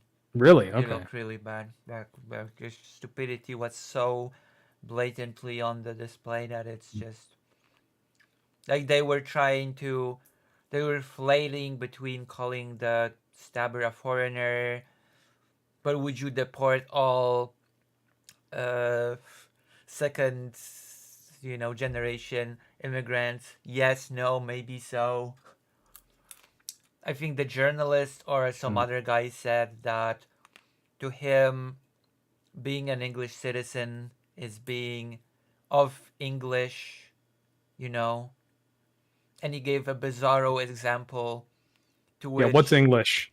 Explain. he gave a bizarro example to which I could sort of comment because he was like, if I were to be in Poland, he said something along the lines of, even if I had a citizenship, I would still not be of the Polish tribe. What? I was like, what Tribe? What is this the tribe? Polish tribe? What the, you know? Well, if That's not, they we can't. are to be technical, then there's then what we call Polish people now is a bunch of Slavic tribes that just banded together. Yeah, And those I mean Slavic under the tribes had Commonwealth. their I'm talking about far before Hmm. that, There were Slavic tribes, they had their own little names, Polanie, Mazowszanie, Hmm. a million other names, and they would band together and they would form countries. That's true for most Slavic countries, you know? Yep. And Yeah, they just that these that people makes don't no under it makes they don't totally read no history. it meant totally no sense to me, the whole Polish tribe, because I know where it's getting at with this. So I give an example of my best friend. She's Vietnamese, you know. Hmm. She lived here since she was 2. She has a Polish citizenship, and from my perspective, she's not a foreigner. She's just as Polish as Vietnamese, you know. In fact, she has more friends here. She's more of a life here than in Vietnam. She told me recently that she felt a little bit more foreign in Vietnam than in Poland because she has more of a life I here, mean you know? that tracks. I mean, if you've been there since you were, since you were two, your first memory, right? Because you don't remember anything until you're like 3 or 4 years old. So your first memory is going to be her first memory is going to be in Poland. So yeah, Yeah, fair. she's basically just as Yeah. Polish as Vietnamese. Yep. And I would agree. Now, I did post something, by the way, we're talking about all this stuff happening in Britain where they're burning, where they're going after Muslims. They're probably also going after people from South Asia who are Hindu and Buddhist. There's a tweet there. This is what's happening in Bangladesh. Something positive out of there, despite everything going on. So that this is, I just linked to it in the Insight chat. But Great Rain, good to see you again. But this tweet is something I'd like everybody to see. So in Bangladesh, because during the riots, the pro Hasina, there were pro Hasina groups, Awami League groups, student groups who were attacking Hindu temples. So Hindus are a minority in Bangladesh because it's majority Muslim, but there are a lot of there are millions of Hindus in Bangladesh, and so the temples were being attacked. But then the student protesters, who are mostly Muslim but are very, of course, diverse, were protecting the temples. So in Bangladesh, so there are actually like groups of students that are protecting temples throughout the country, which is really cool, and it's all interfaith. It's what we love to see. So there are students from Muslim academies. So, yeah, so if you see the picture there, those are students that are guarding the entrances of Hindu temples. And a lot of these students are Muslims. So this is the power of the Bangladeshi solidarity. And I do think this is, as much as worried as I am about the future of Bangladesh, this is something that everybody in the UK and throughout Europe who are anti-immigrant should see, that these people are mostly Muslims, but look, they're protecting Hindu temples. Yeah, this is who's immigrating to your country. These are the quote unquote terrorists who are immigrating to your country. Yeah. Right. Yep. The Everybody in the UK should read this post. grooming So gangs. yeah, the I give a joke during that debate that we were back to the past. They dusted off Lauren Southern from some old shack and went back to the old grooming gangs arguments. oof. Well, show her this post. I mean, she won't accept it, but just um, people in her audience and all those audiences need to see this, because this is in fact, I think it's even written in the you know the tolerance of other not only tolerance but like community with people of other faiths, that's like encouraged in Islam. It's not like you don't exclude others. Like it is, you have to include everybody in community and serve the That was community. That's the part of being a Muslim or a Christian or what have you. that was sort of like the beginnings, I guess, of Islam. If people were given a choice to join, sort of they weren't forcefully Yep. Yeah, a converted. lot of Islam, most imams are not, they are against evangelism and proselytizing. Yeah. Um, Believe it or not, I've been in high school. The history of Islam has been taught to a certain degree in the textbooks. The Good. movement from Africa to Spain, etc. That's good, the teaching in the schools, because otherwise, people will just, assume that they're evil and violent, but no. But yeah, this is and welcome back, Greater Reigns. And yeah, we're just seeing. I don't know if you've seen this, but yeah, this is a very positive development in Bangladesh, where students are protecting, mostly Muslim students, are protecting Hindu temples that are being attacked by the by not only pro-government insurgents, like pro-Hasina insurgents, but also military. The military were also attacking temples. So, Mm-hmm. um, Hmm. yeah, you could argue anything with religion. Yep, when you look at religious texts, it's all interpretation. It's there are different schools of thought. So, different schools of theology. So, but yeah, I'm more on the sort of liberation side of things. Yep. Hmm. But yeah, and you can obviously see in Bangladesh, these student protesters, despite being majority Muslim, are out here protecting minority religious groups, which is awesome. Hmm. Yeah, take notes, Britain. True. It is time. Anyways, it is time for me, so I do have to start my own stream in about an hour. I gotta eat dinner and stuff. Okay. I guess Uh, the one last question from the chat to you. mm. Oh, I see it there. Are you? Am I a Muslim? No, I'm not Muslim. I'm a Christian. But again, as a Christian, I'm very interfaith. I try to, on my stream, by the way, I'll post my link again. I think a lot of you do follow me, but if you don't, I'm over on the Twitch side. And then I also have a channel dedicated to things about faith. If you'd like to know more, there it is. Critical Faith Theory is my second channel over on YouTube, where I post segments that I cover on stream. So, and it's an interfaith, conversation. I mainly want to reach out to Christians, but also it's an interfaith space. Everybody's welcome when I do those segments live, and then I'll edit them, post them on the YouTube channel. So appreciate any support there. But yeah, I am a Christian from India, but Christians in India tend to be very interfaith. I mean, we kind of have to be because we're a minority, but also, just on principle and belief, Christians should be fully welcoming. I mean, Jesus was too. So, It is good we to should be practice the Christ-like. faith while you're a believer of it, right? Yeah, yeah, they don't practice it very well, unfortunately. So I'm trying to encourage fellow Christians to be, more interfaith, More more Christian. accepting, more Christian indeed. Um, Yeah, they should get along more, but unfortunately they don't. It's because again the institutions like to fracture and create division. So, and the hierarchy is part of the problem. So, but anyways, that's what I talk about on my channel. So if you'd like to go check that out, there they are. But yeah, I didn't have anything else, Lucy. I don't know if you had any questions regarding Bangladesh, but glad to provide an update I and do just have sort one of question, go ahead. sort of a more broader Uh, question. If there was anybody's, um, I guess, because I'm a small bean, I'm a small creator. There was any bigger platform from existing platforms that you could get on and discuss Bangladesh and South Asia, who would come to your mind?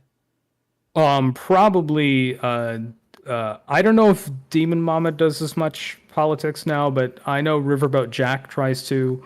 It covers it a lot. So yeah, I'd love to get on Jack's show. I know. I think we talked about it once, but my schedule got in the way. So I definitely am overdue on an appearance on Jack's show. And yeah, I don't know. Maybe someday I'll be on Hassan's stream, but again, I have my problems with Hassan. But that's a long way away. But yeah, Riverboat, I'd like to get on Jack's show and talk about Bangladesh because she does. I mean, she has done some coverage of South Asia. I was glad to see recently she was covering the Indian elections and stuff. So yeah, I'd like to get on her show more because I am in her community. Hmm. Yep. So we'll talk offline about it. But All right. yeah, thanks for having me on again. And Thank you. free Bangladesh, Azad Bangladesh. That's right. Yeah. I'll see you. I'll see you around. Bye bye. Right. Bye. Mhm.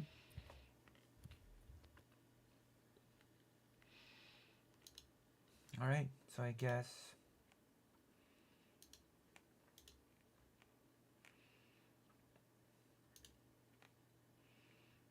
guess I'll delete all these now. I've been scolded for creating a big mess in the scenes. So now I'm gonna create a good habit of just removing things right away. All right. That was the second discussion on Bangladesh with Boy Meets Mini. How did all of you enjoy it? All. How many people are watching? 5 people. Damn. I'm no Hassan, that's for sure. 5 people.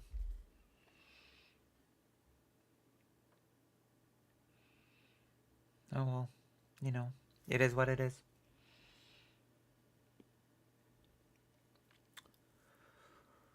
Oof. I don't know why I'm feeling a bit tired. I guess we'll start a poll. Feeling a bit.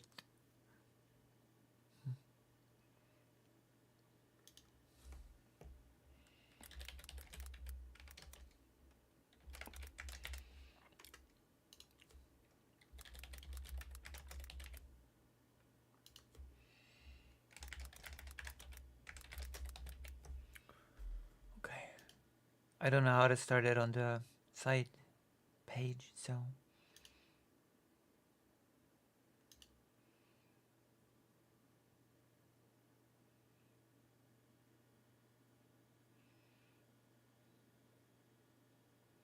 Who watches after the live is done?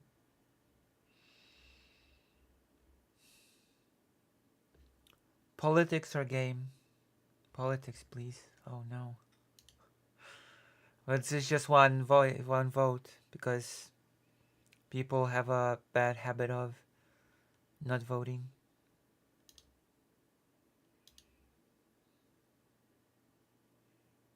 Okay, I'll see you. Boy meets baby. We'll see you.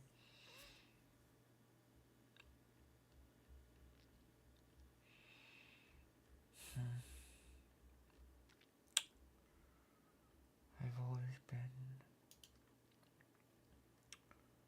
bit more silent. Oh well. Sweet.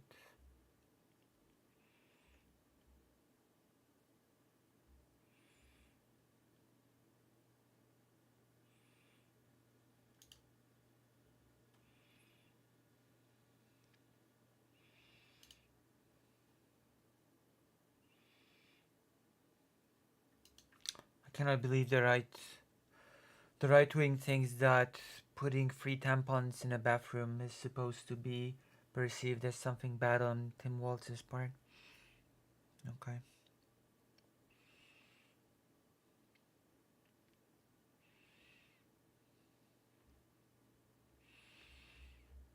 People are so strange. Very desperate, very pathetic.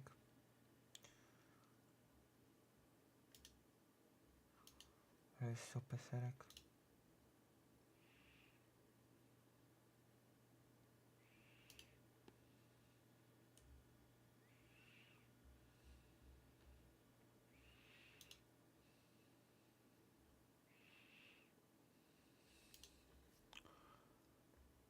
Oh, politics still winning. 3 votes from 6 people. I want all people to vote.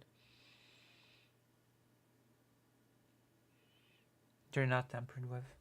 I mean, the right wing thinks it's very bad and strange for politicians to provide free tampons in bathrooms, so. Oh, thank you. 4 people now. People are leaving. People are done. Women bad? Yeah, women bad.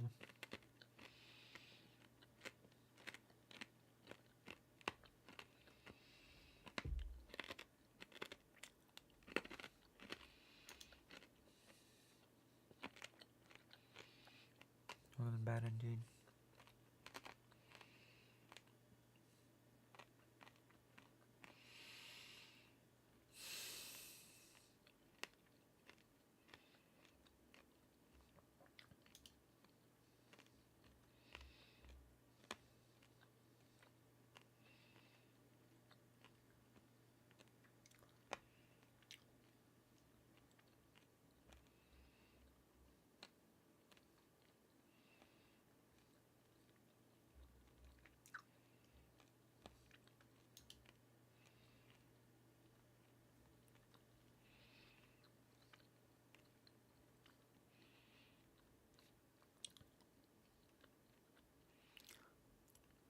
Okay, more votes, please. Fem. I'm not saying that. Come on.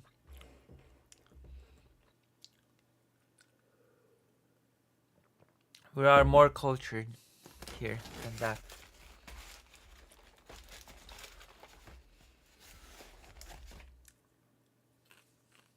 Let me check something.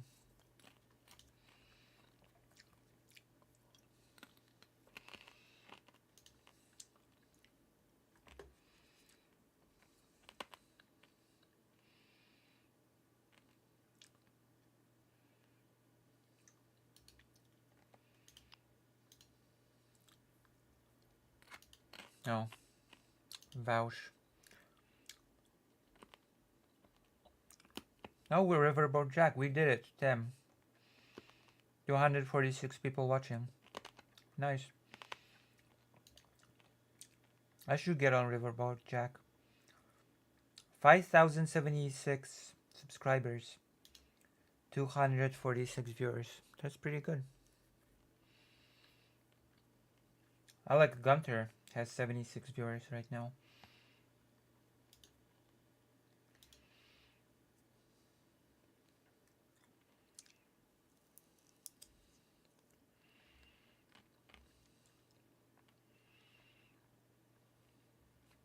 How's Kid Not Ken doing?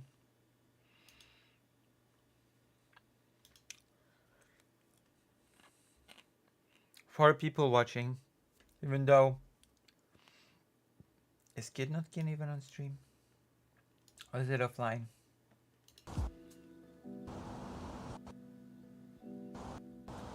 Okay. Seems like the same amount of people are watching Kid Not Ken offline, then the same amount of people are watching Kid Not Ken offline as people are watching me now live. So Kid Not Ken beats me in viewership, or ties with me in viewership while being... Oh, sorry. Beats me and viewership while being away from keyboard. I'd like to do a game, but you know, I am feeling a bit off.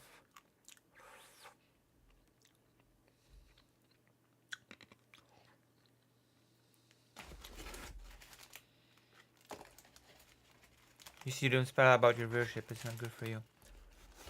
You know what that makes me? A Doom. Okay, Doom girl, or whatever. The character from Doom. Doom game.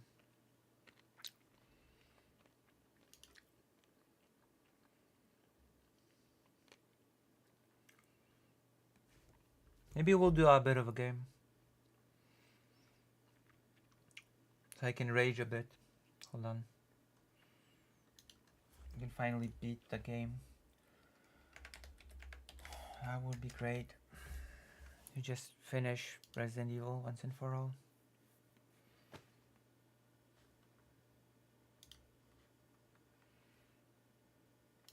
Is that a good idea?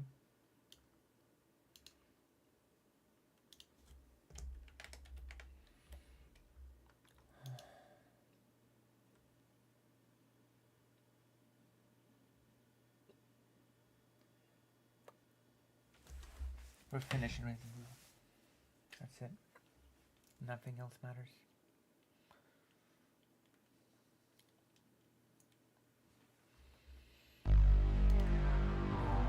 Boom.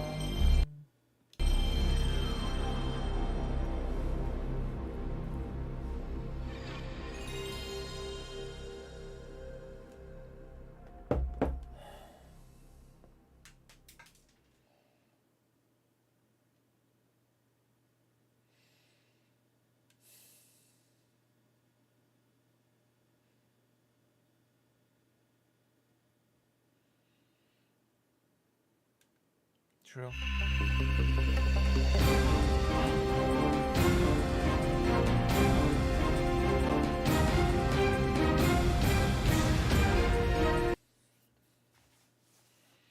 Okay.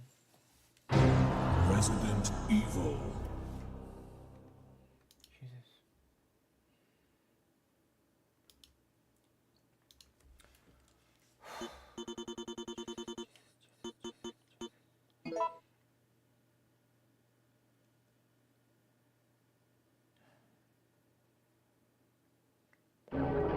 Oh.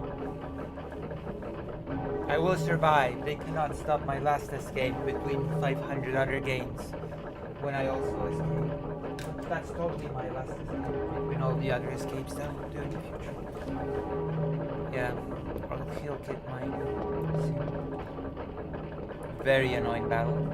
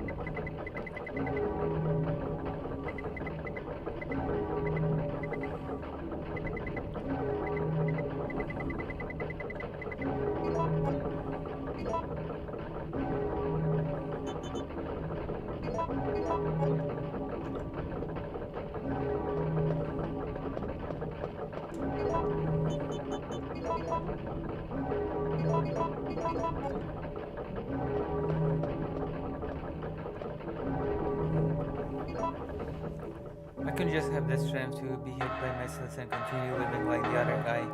Well, he cannot fight anymore, so he's just living. What sort of a life is just living? Right?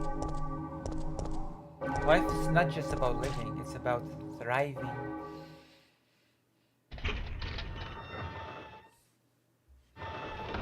It's finally over.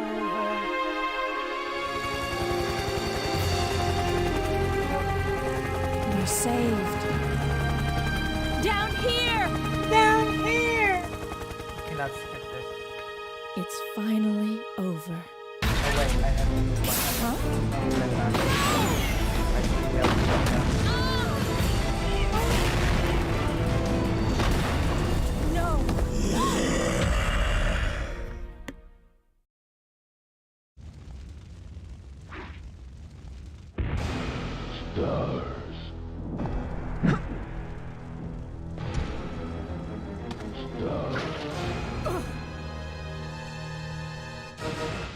Jill!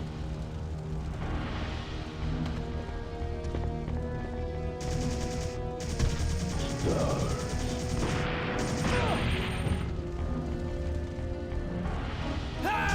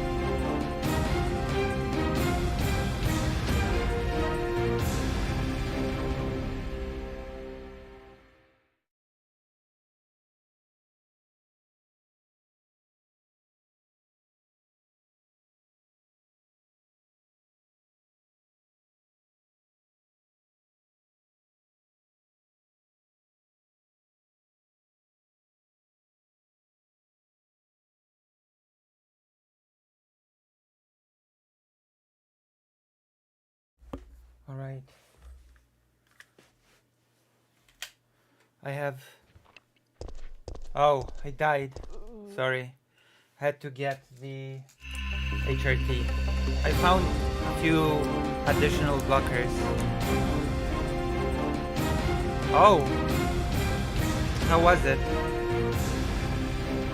Hello, Gaius Winston. Gaius Winston, what are your favorite streamers? What streamers do you watch, Gaius Winston?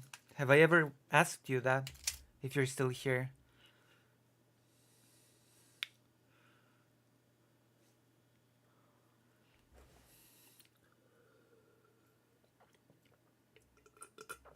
Apart from me, of course. Apart from me, of course. What are your favorite streamers?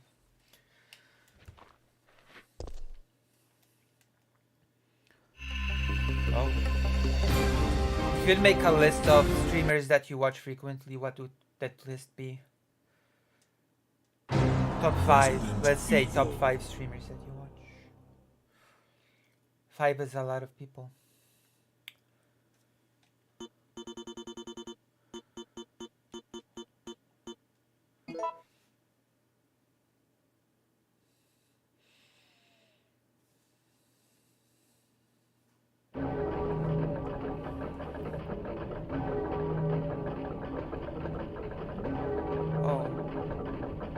I don't know Quarantine Collective.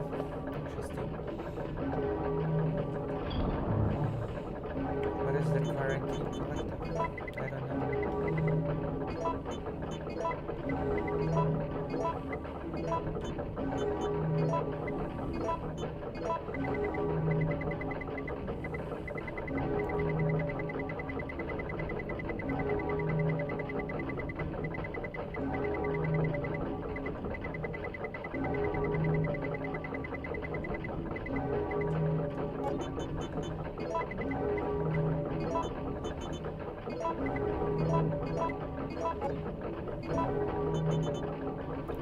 Oh.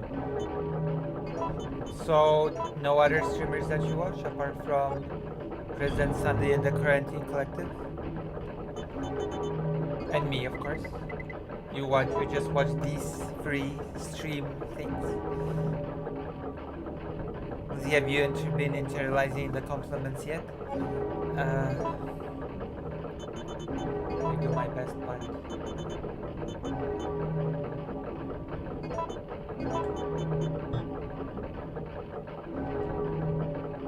I do my best, but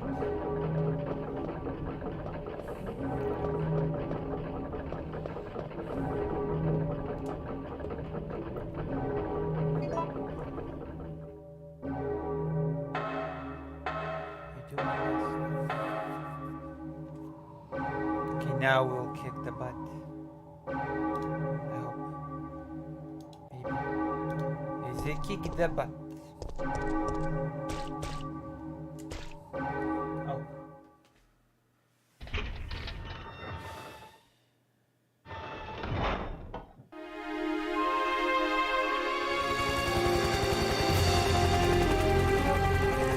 We're saved. Down here! It's finally over. Huh?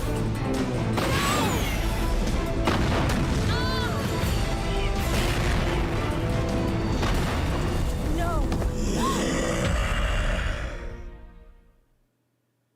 Wow, the chat became so quiet.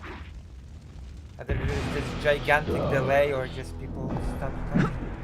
Majority report.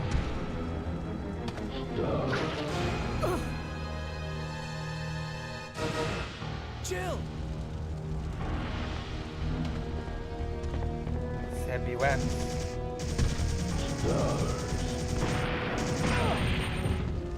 I still can't get over the fact that he just survived this.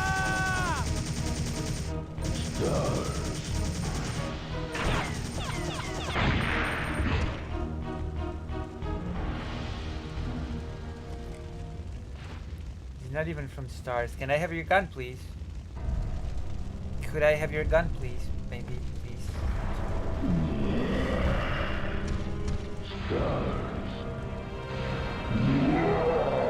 I like history. I'm a history streamer. Did you know that about me?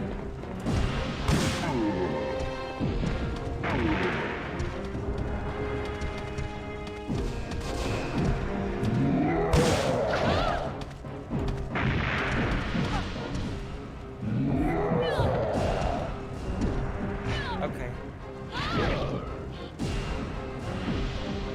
What?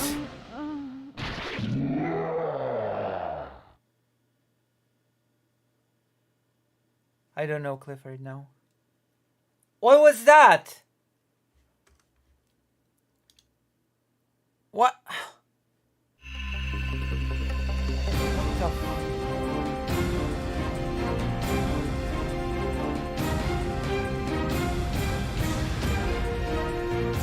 Jesus Christ. I'm starting to hate this game. I died, I know. Resident Evil. I just died.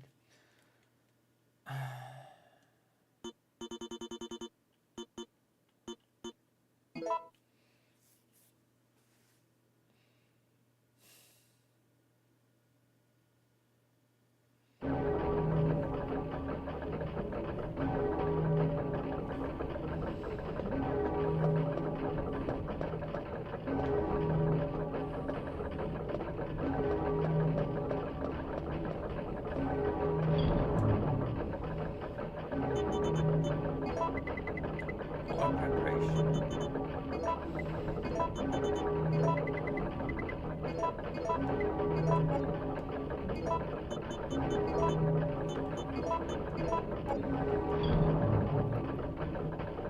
That's true. That is annoying. I think we're gonna cheat a bit because this is getting ridiculous. I'm gonna break one rule and I'm gonna, I don't know, save state since we're using an emulator.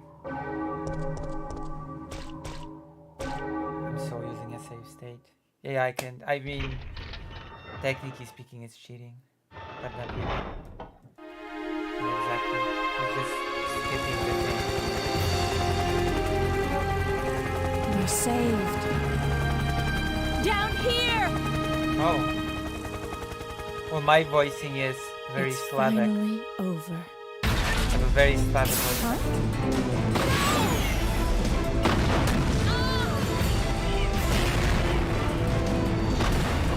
No! No more Slavic voice.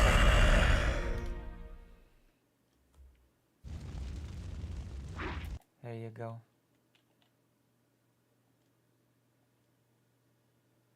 Did it work? Oh. Hello, Zoshalex. Zoshalex, why are you white? Can you not be not white? This is my question to you. Jill! Why are you white?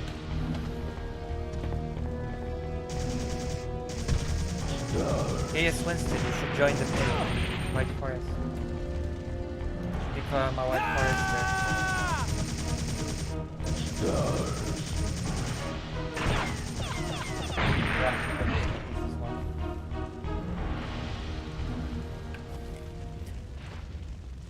Oh my goodness.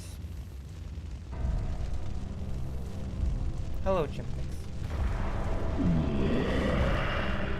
You're okay to be white.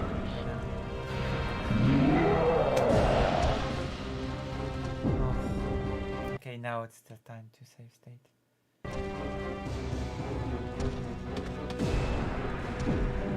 I forgive you for being white.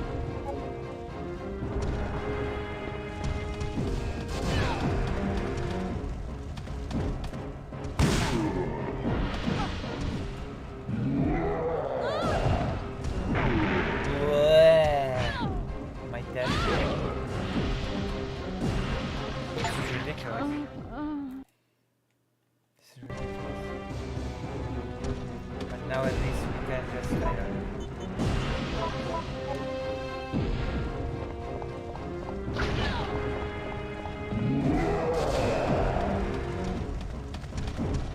It became stronger without the bazooka somehow.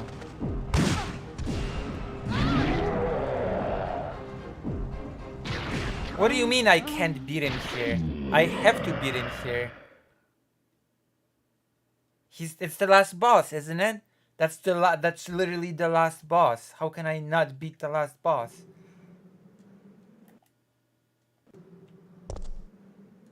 Wait, what the hell?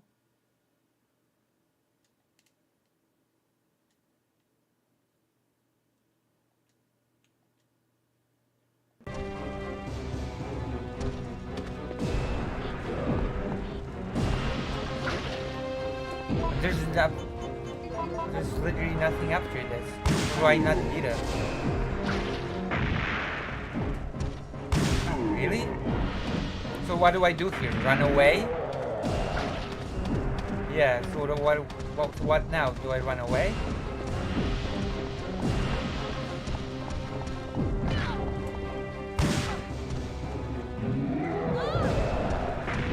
What? Really? Wait, so what do I do now? If I can't beat him, what do I do then? What?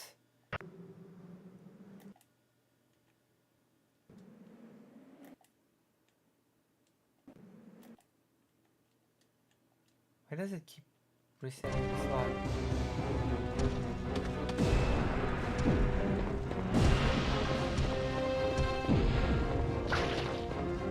So what do I do then?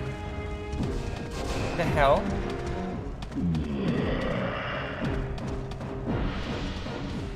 There's nowhere to go. It's a dead end, literally. Okay. If I can beat him, then what do I even do?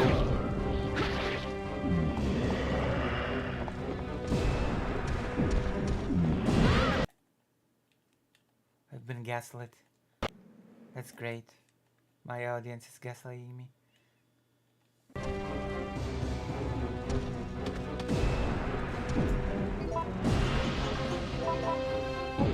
Thank you.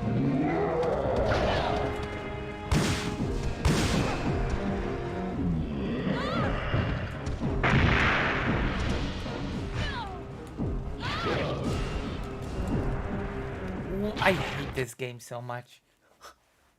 I've never struggled with any boss with Resident Evil so much that I'm struggling with this one.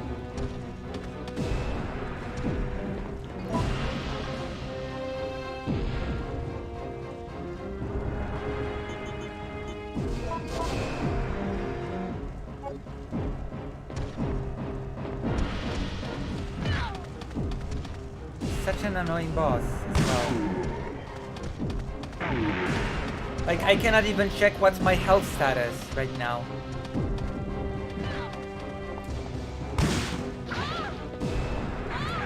Oh.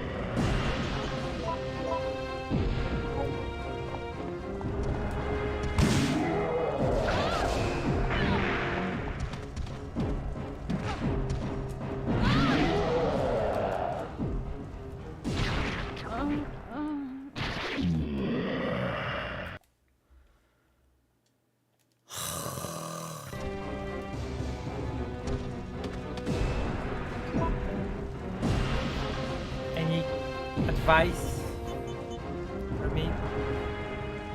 And the chair that I'm using is falling apart, which is more annoying. Sorry. Jesus Christ.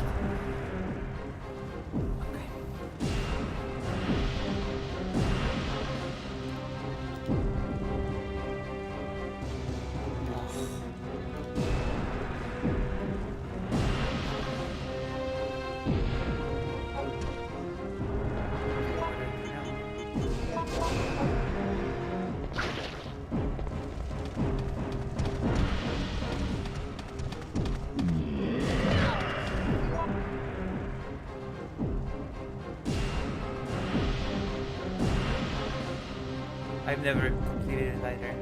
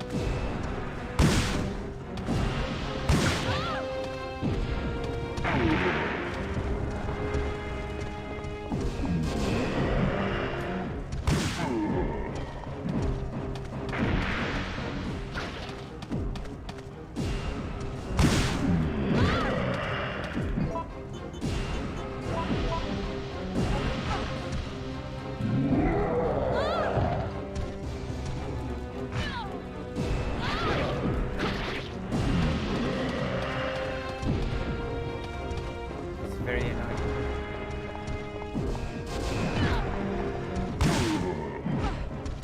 No, they caught me again. Jesus.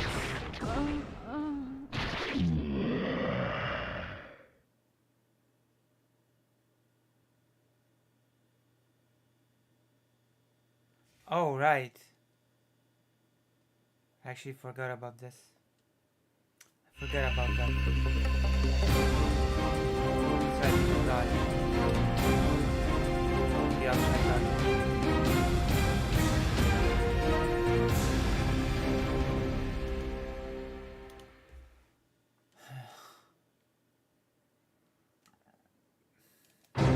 Resident Evil.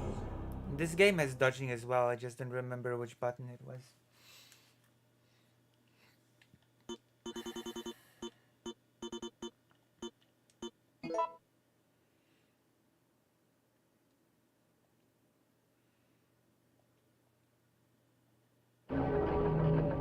Oh, you don't? Fake color marker? Oh wait, why am I just not...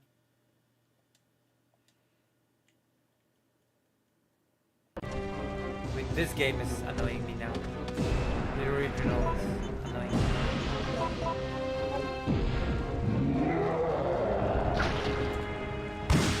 What? Yeah, no, I just no. Why is it? Oh.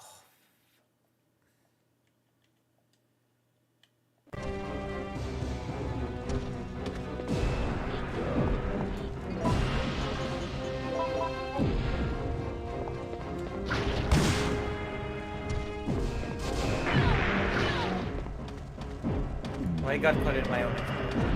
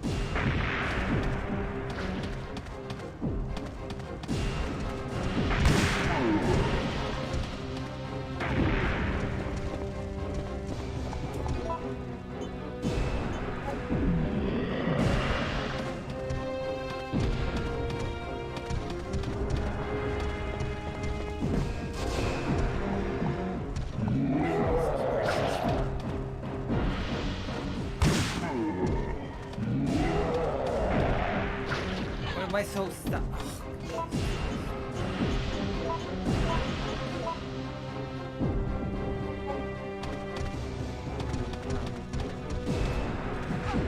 What the? I wanted to dodge now, but instead of hitting me, he caught me.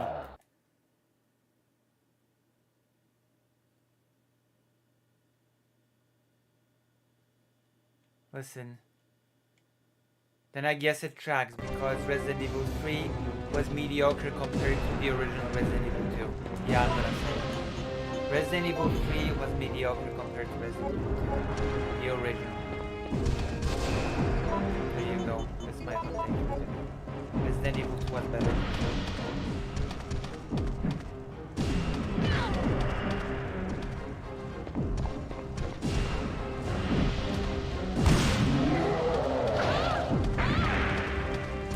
Like that's such a disappointment actually.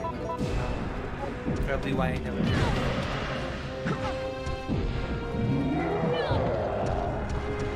Code Veronica was supposed to be Resident Evil 3 actually. But then they sort of made a filler game. This game's a filler game. They wanted a Resident Evil before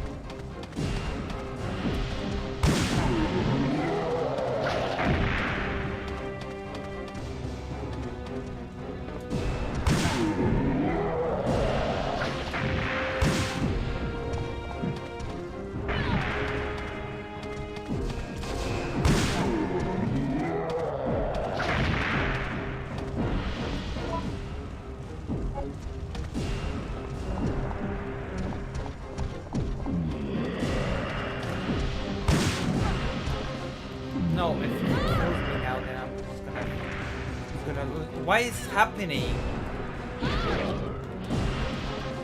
Why couldn't I get up? This game is so annoying.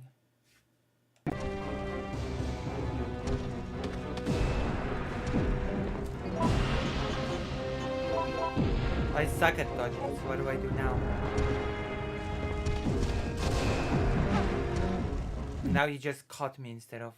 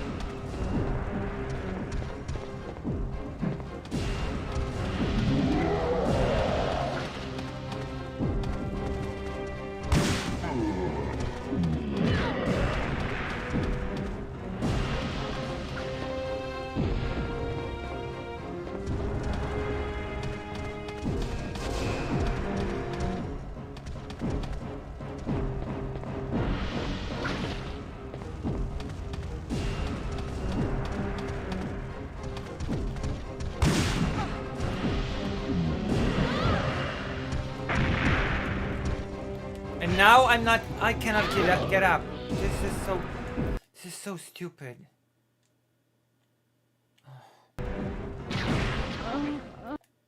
No. I don't know why the save slot keeps resetting, but...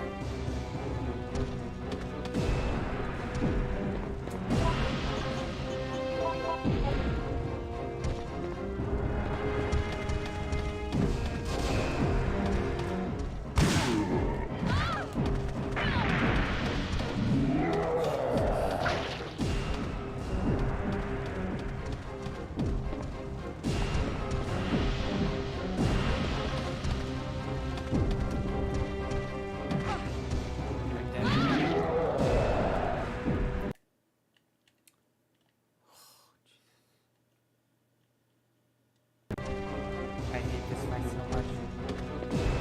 Hello, Rose.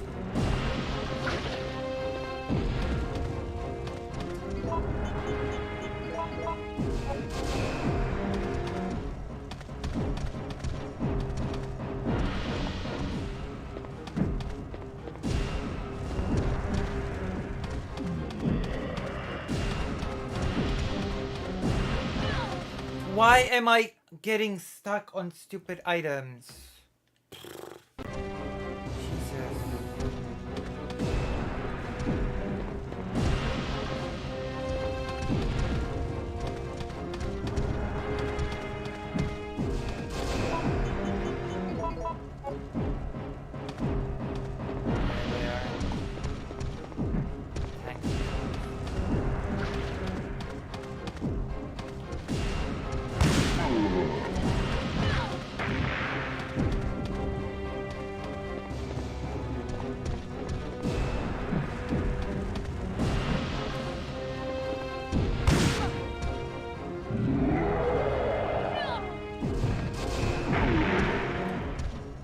How do I get up?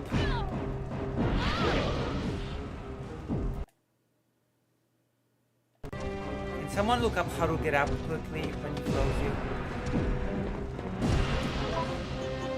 This is getting ridiculous. He throws me and I'm basically dead. On the right. Like a bad game. Oh, I'm stuck. That's fantastic.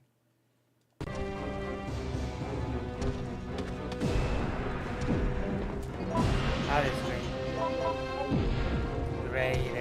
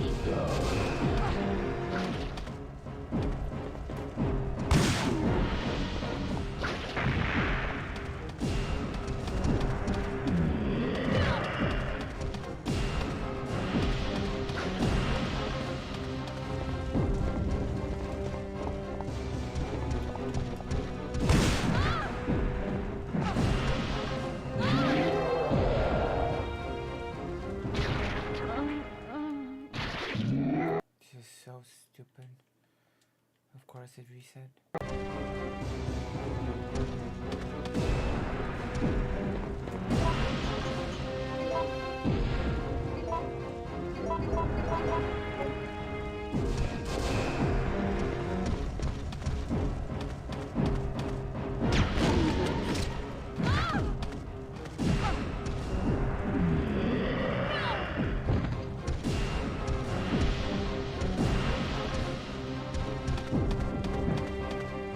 That was weird.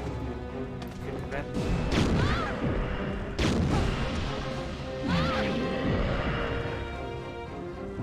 No, that's not. I'm not doing that. That feels like too much cheating. That feels too much like cheating. Unless someone donates for it, then maybe.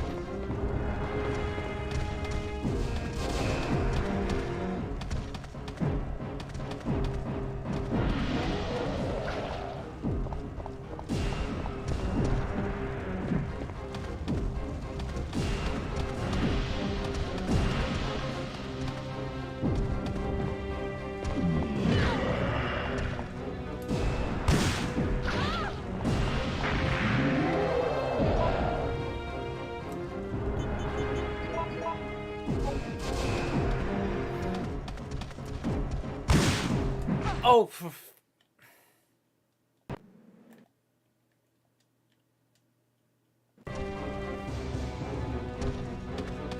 auto aim.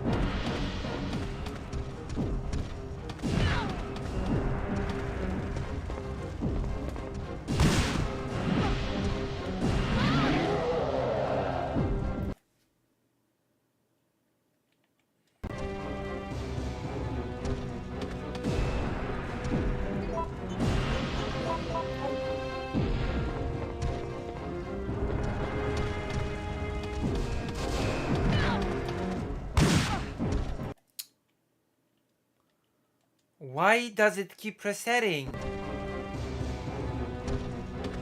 Why?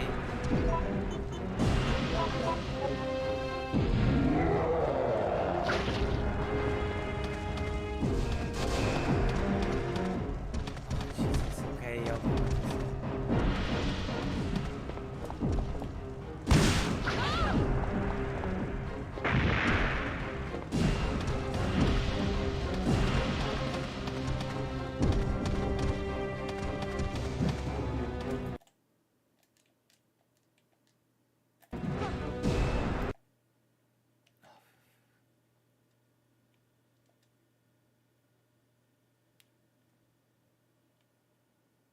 well, there's no time to do that, unfortunately. Keeps resetting.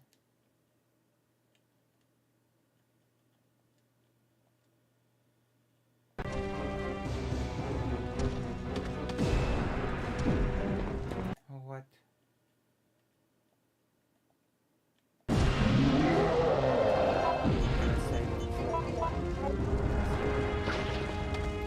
Keeps resetting to 0.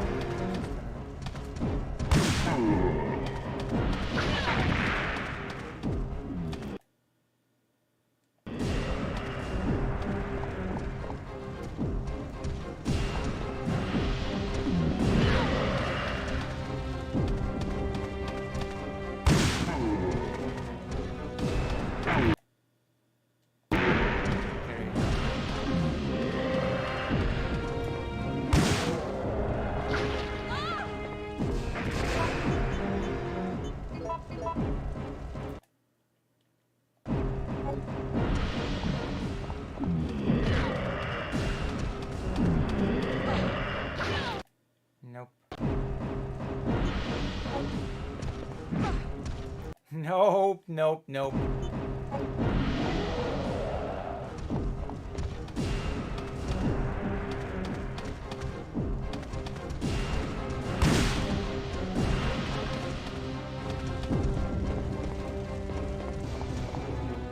That's not hidden.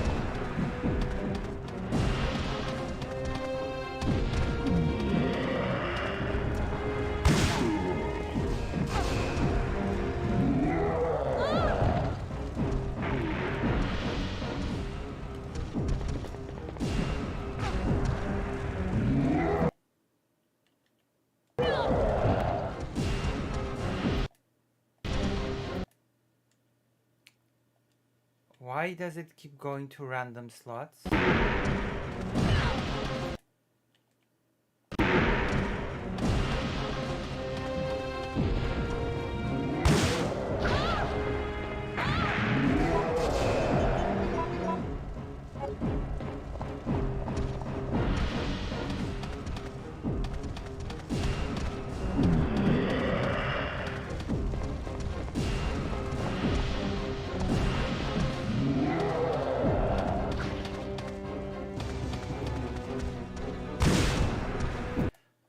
Okay, that was great. That was great.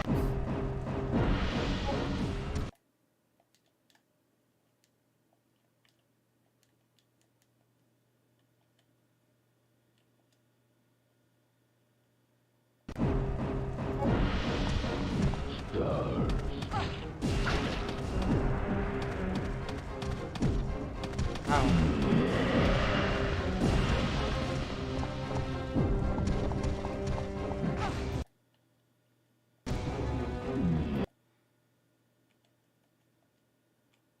First matters to the post.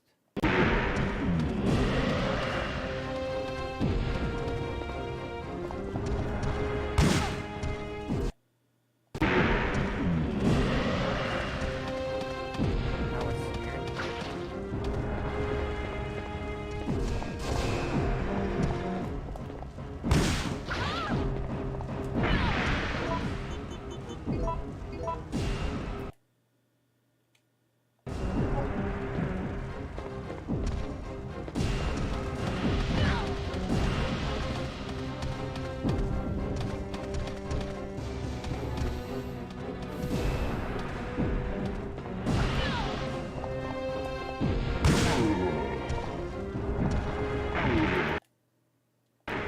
There you go.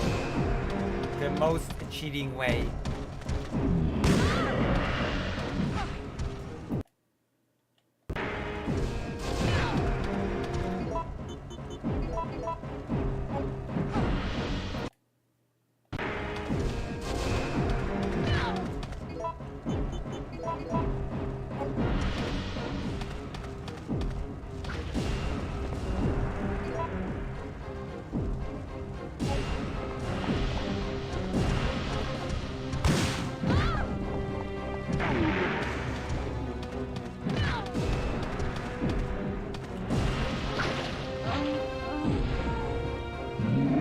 Oh, thank you for the $15.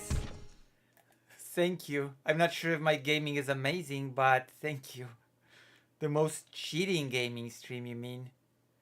But thank you for the $15. Not sure if I'd call it amazing gameplay, but you know.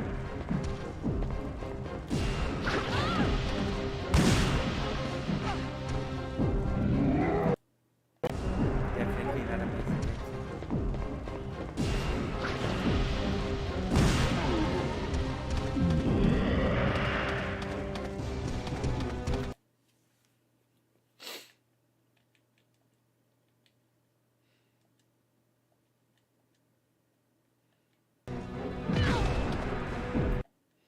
You got this, Lucy? I'll do my best. Wait, hold on.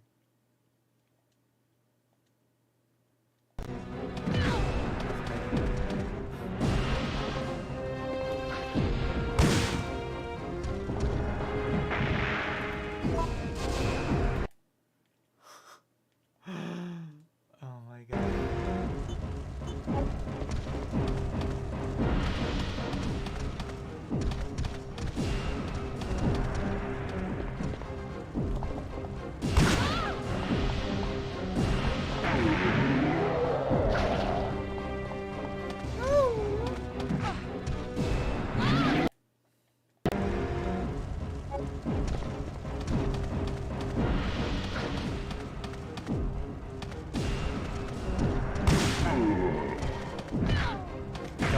only if I cheat.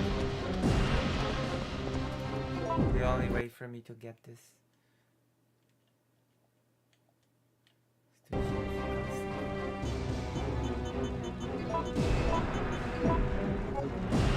Just 6 bullets now. 6 rounds.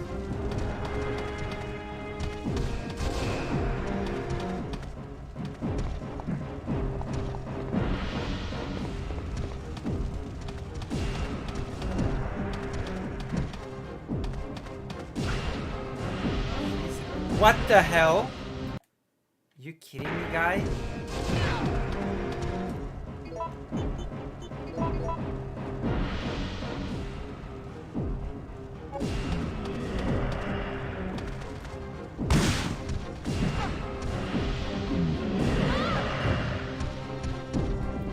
No.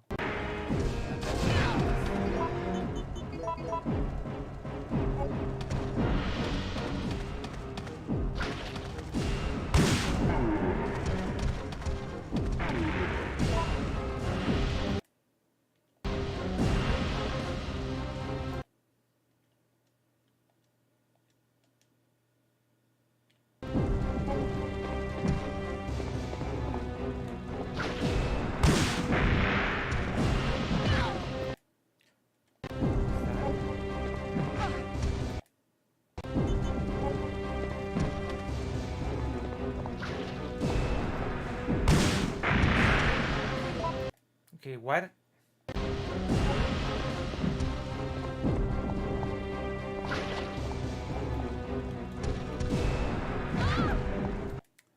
Auto aim in this game is bad. Just gonna say that and leave it at that.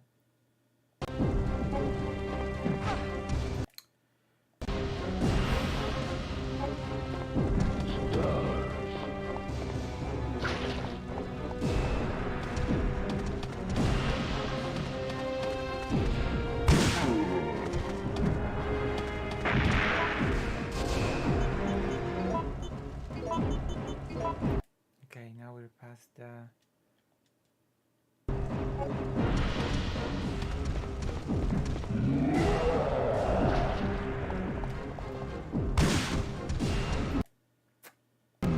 Yeah, I hate that.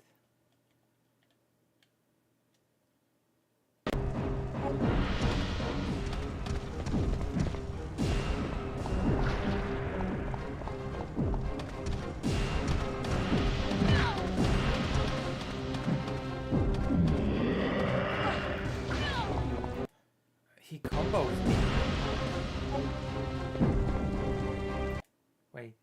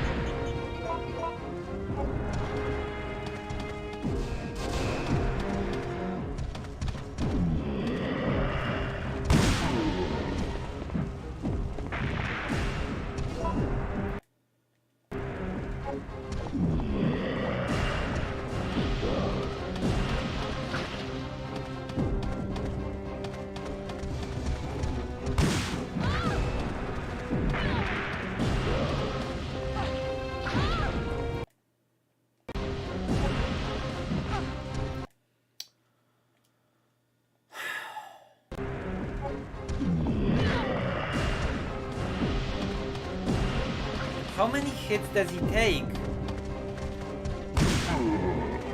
And the worst part is that I know already that he falls once and then he stands up and I have to fight him more. That's the worst part about this fight. This is round 1, basically.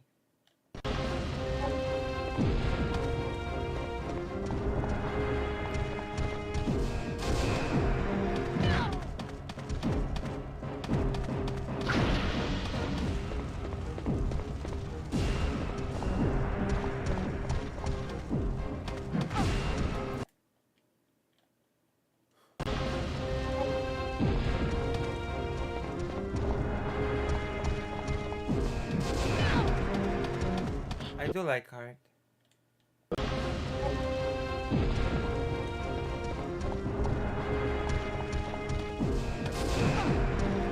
I'm an artsy fartsy person. I try.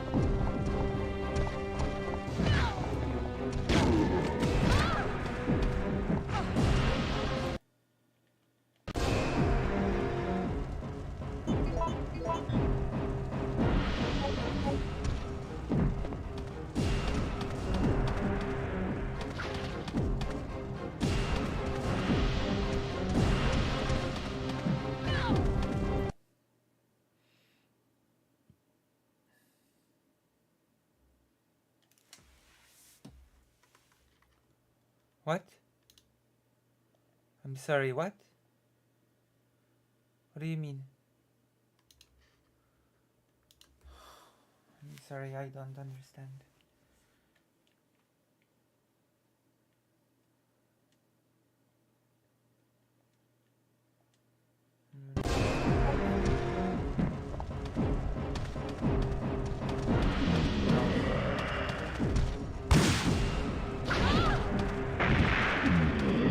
It shows what an uneducated adult I am.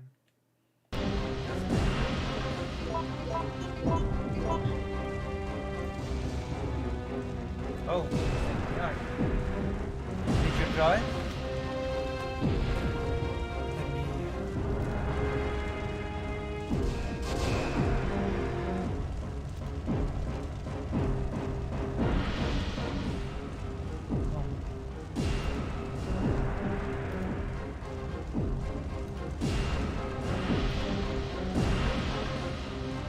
Oh, did you draw it?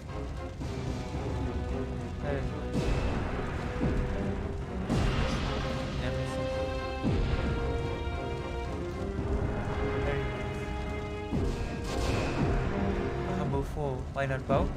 Wait, why not both what? Wait, are you new to the stream? A humble fool? Are you a humble fool? I'm not sure I've seen you here before. What brings you to the stream? Do you like this stream? What do you dislike about this stream? What are the other streamers that you watch?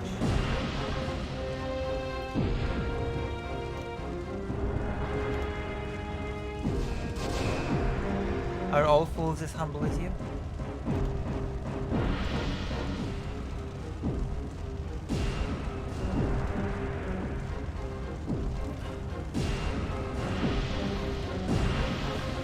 Free-handed it.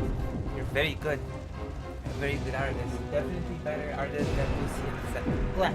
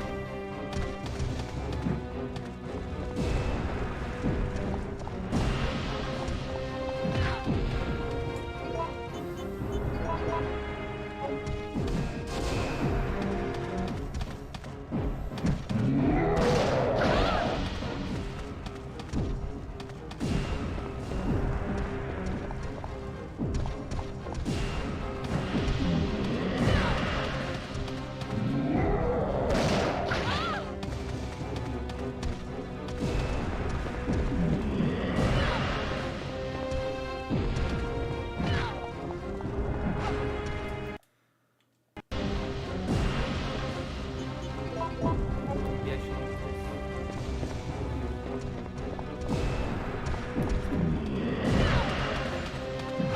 Ugh. Ugh. A humble fool disappeared without answering my questions. Answer my questions, you humble fool.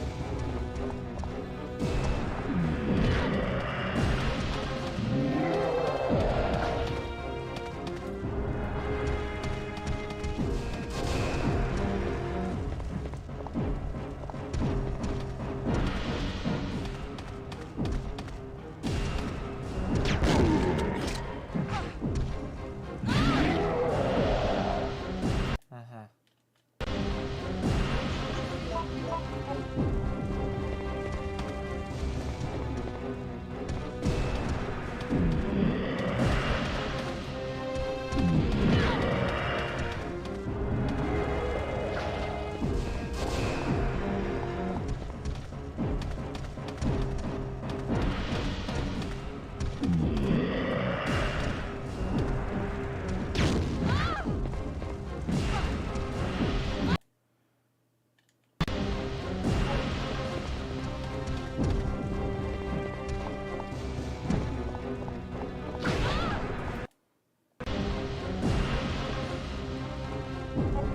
Problem is, of course, that again, this is just round one. He falls and then he gets up, and I have to fight it more.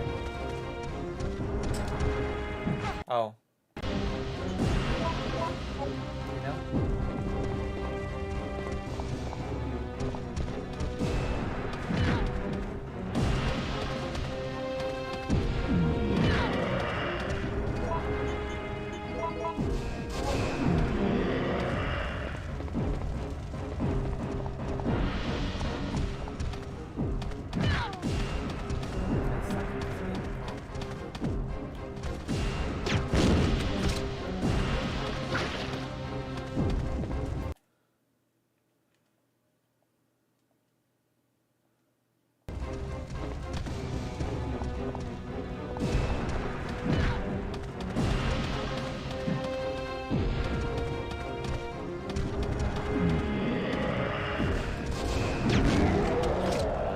See? And now he gets up again.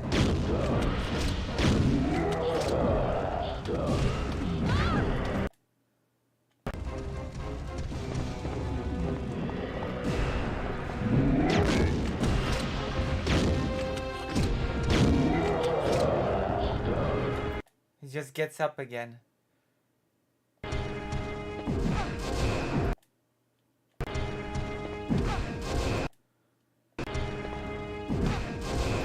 Is there no way for me to avoid being caught? Okay, now that I've avoided getting caught, I'm saving this time. And I've only got one heal left. I have no clue how much more damage he can take.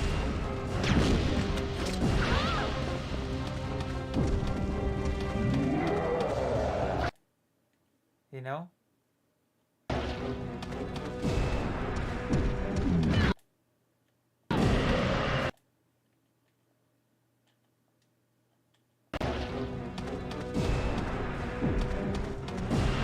That's a problem.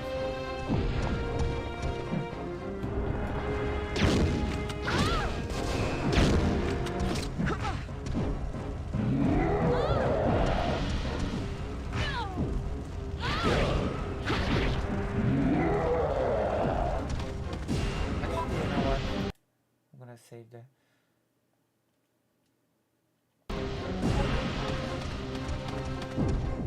Hit him quite a few times.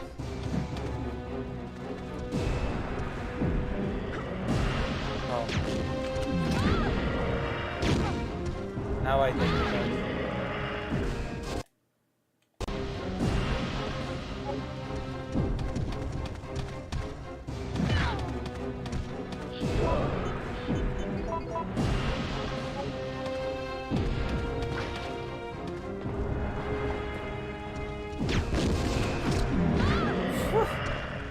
That was so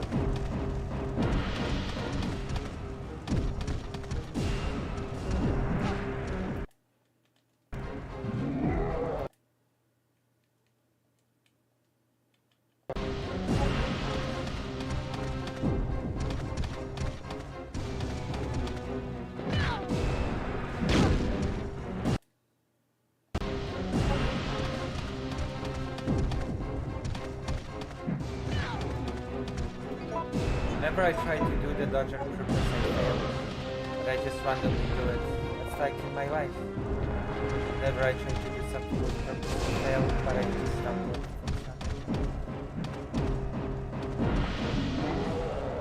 Hello, Smithy Flowers. Hello, hello. How are you?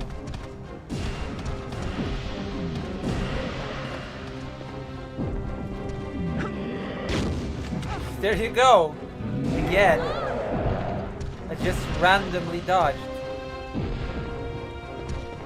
I might as well save.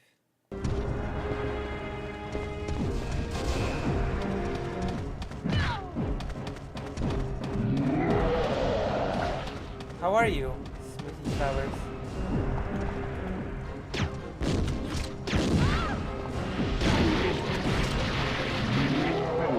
We've beat him! With cheating, but still. Damn. Okay. Excellent. Half a game left, huh?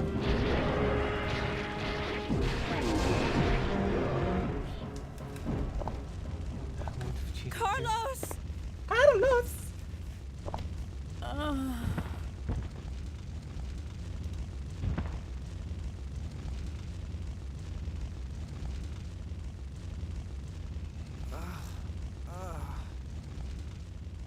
And then he just stands up. Jill. Hey, don't die on me.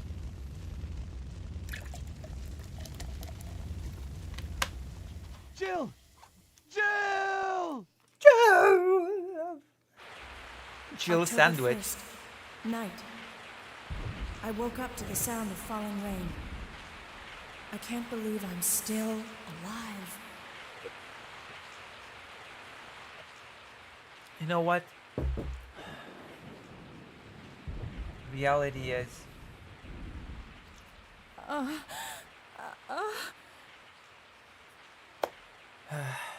Carlos? It looks like our roles have been reversed from when we originally met, huh? Don't worry, Jill. This chapel is safe. I've been infected by the virus, haven't I? Hey! Take it easy. I'm okay. Don't feel any pain. But that's what bothers me. If I can't feel anything, then what does that mean? Don't give up, Jill. I'll take care of you. Whatever you do, don't let that virus beat you. That's not how that works, Carlos. That's not how viruses work.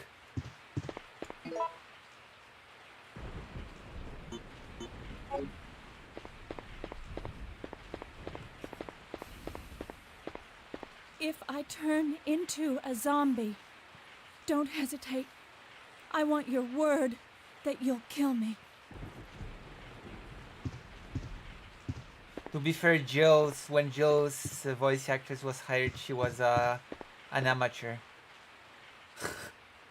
and I guess they just kept her for consistency, I assume. Because Resident Evil 1 had basically zero budget, so they hired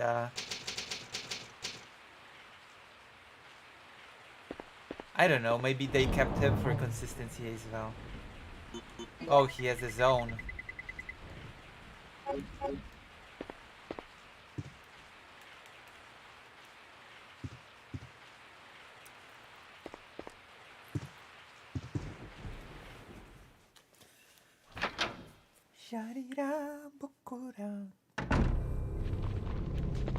Wait. Hold on.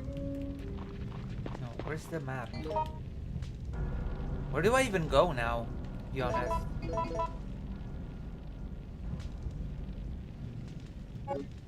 Wait, where am I supposed to go now?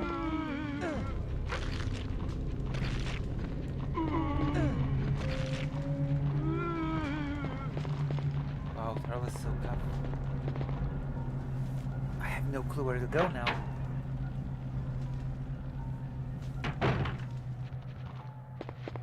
Why are there so many zombies here now?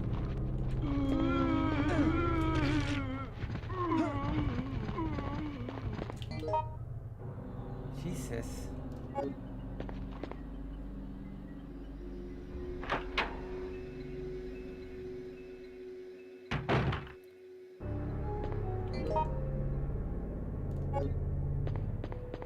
I'm taking a piss. Wait, that's just sounded weird. That just sounded weird, never mind.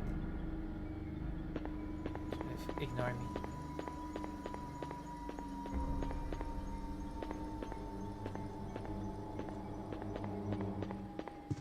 I wish I was.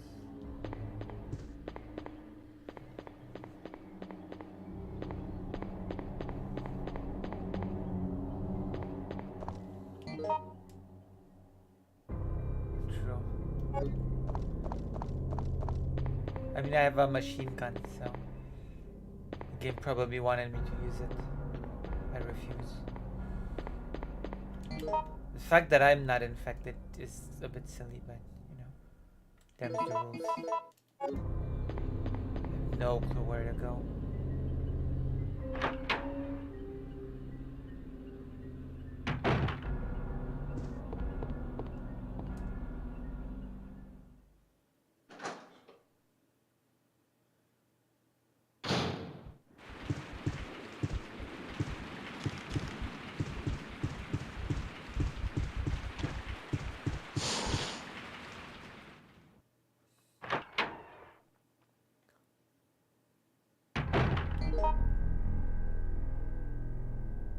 Oh, I know where to go.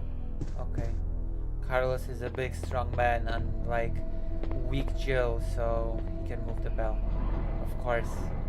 You need considerable strength that only a strong man has. Unlike a weak woman, of course. Of course.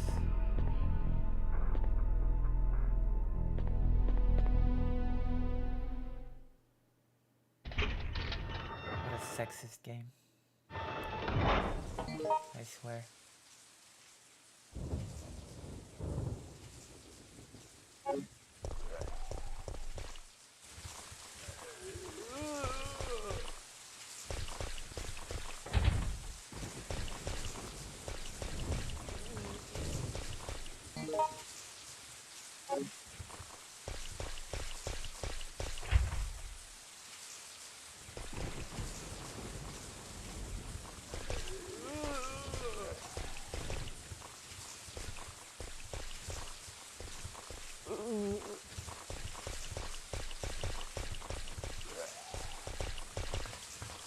Thank you.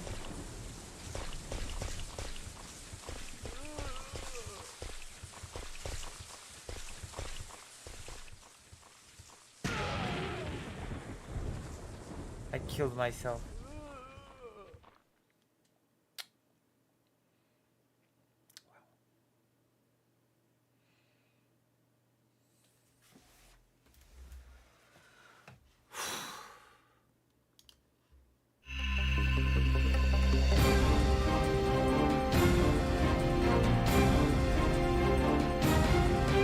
Hello, Estelle Cinemagic.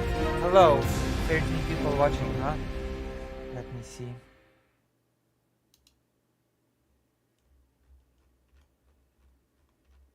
Jesus. At least we saved. If I had to fight Nemesis again, that would have been disappointing. But we don't.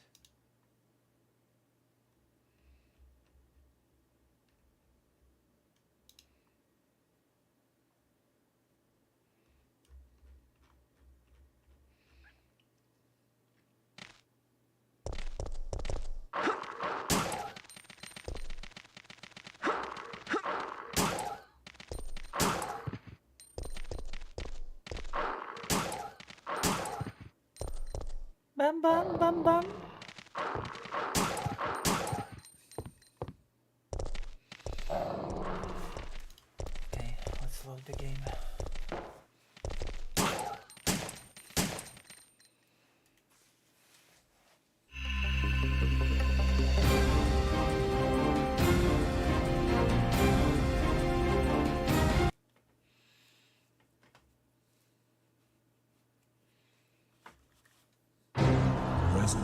evil.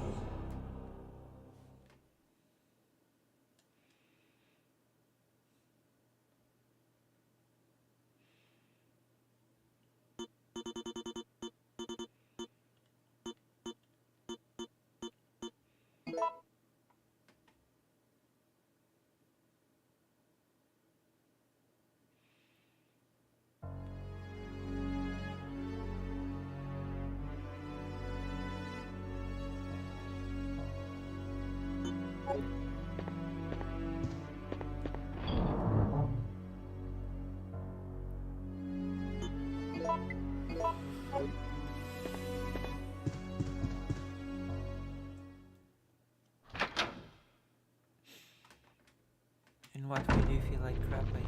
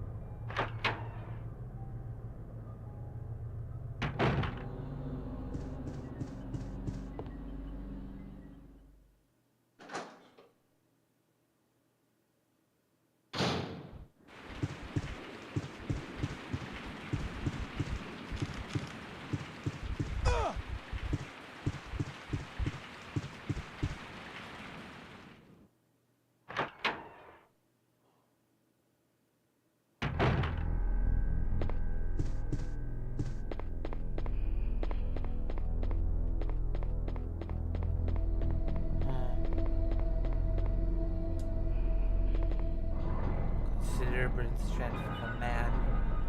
Take the strength of a real man, like the woman.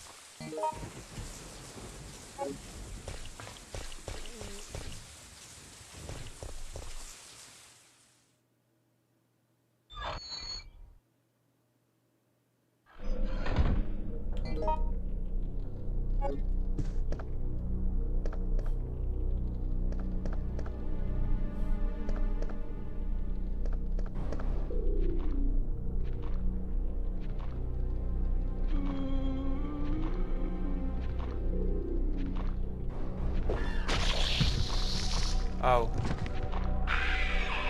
Oh crap.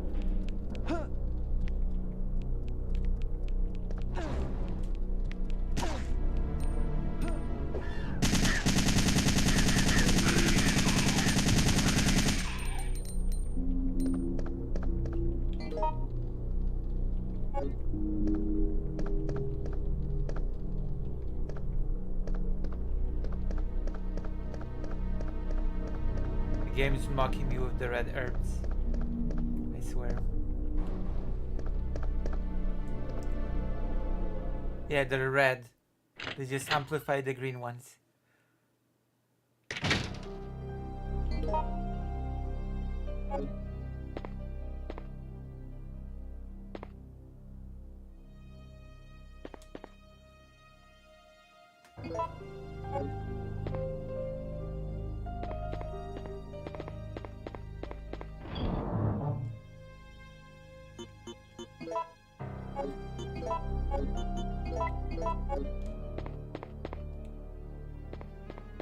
Typewriter.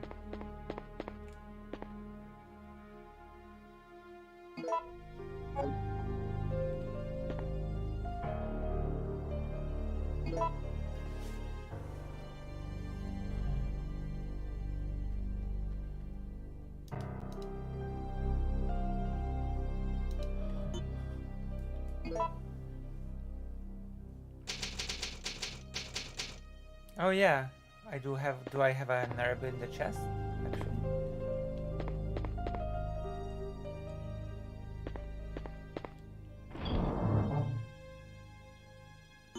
Actually, no, I don't. I don't have any herbs in the chest. I don't have any. I don't.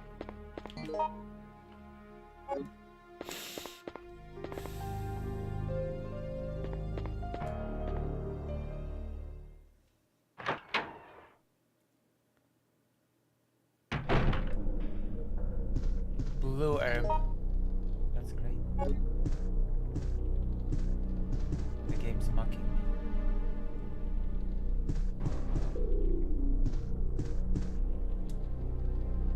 Guess I should use that.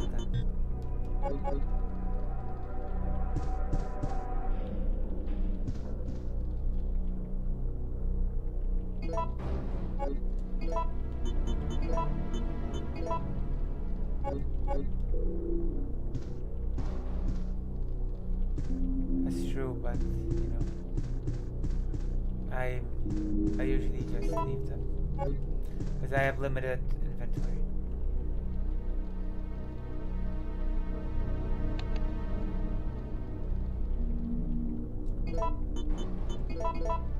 There also appears to be a slight fracture in his right arm just below the elbow.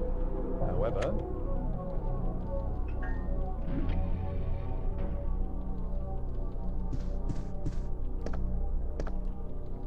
Isn't that a very subtle puzzle?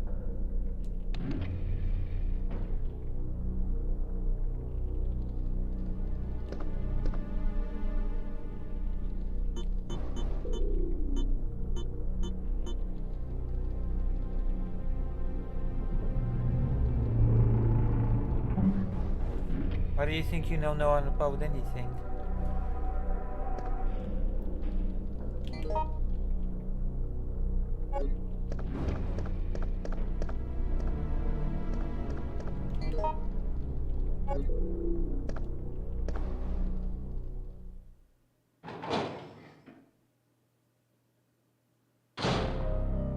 Don't shoot!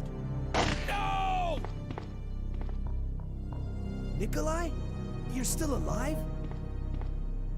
You saw what happened? What's going on? I'm one of the supervisors. That's all you need to know. Wait!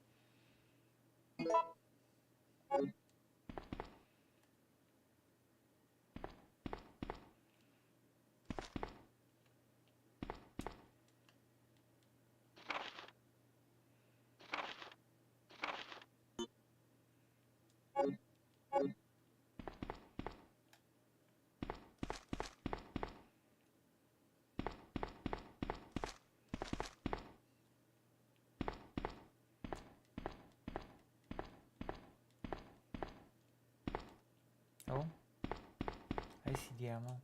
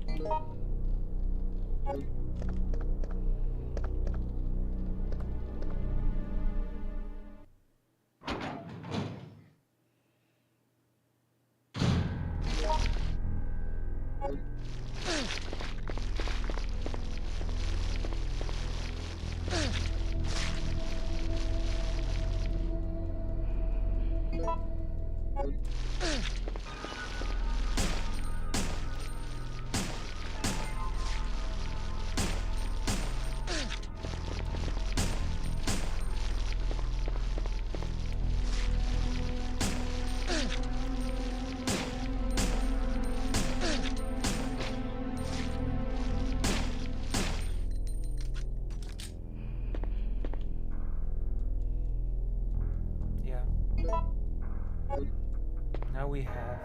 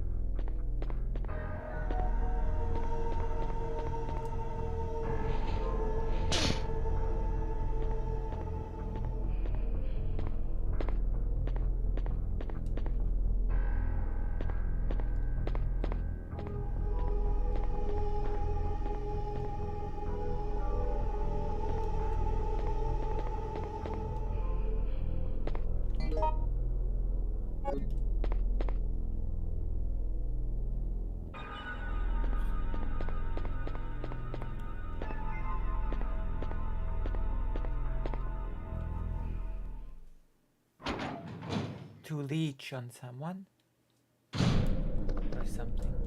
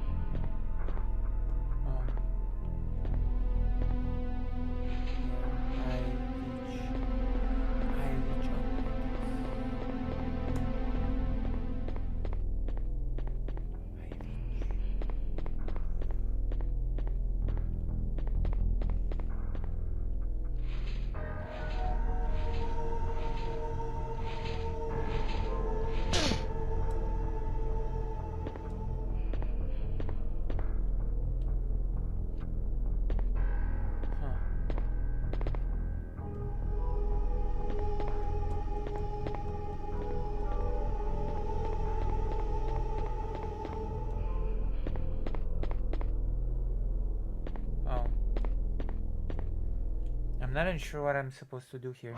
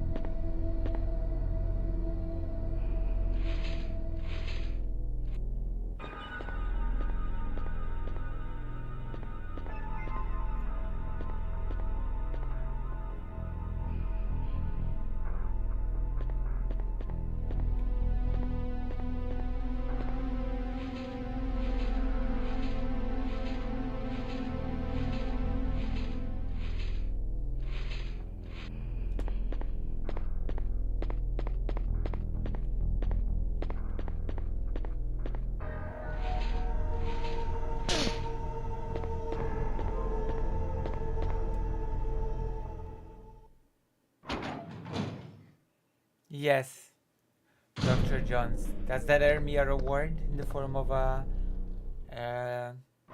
sub?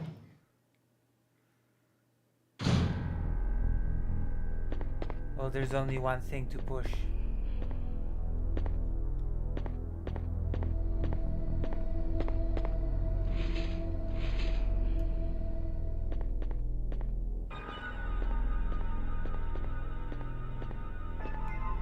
You don't want to know how I defeated Nemesis, though. Like, we don't talk about that. We don't talk about how I actually did it.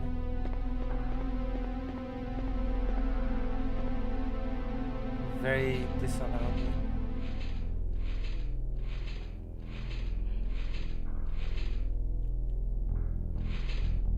That doesn't sound right.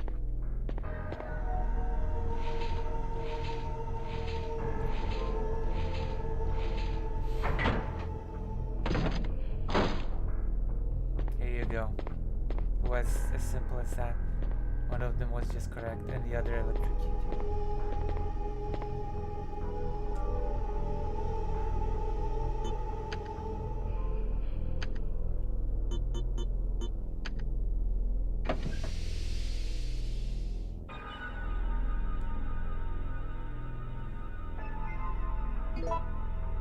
Based.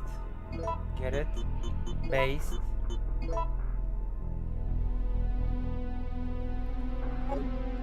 So based.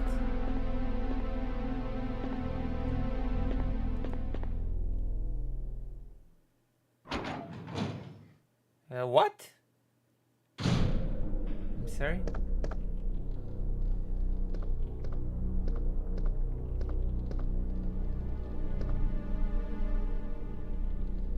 Oh.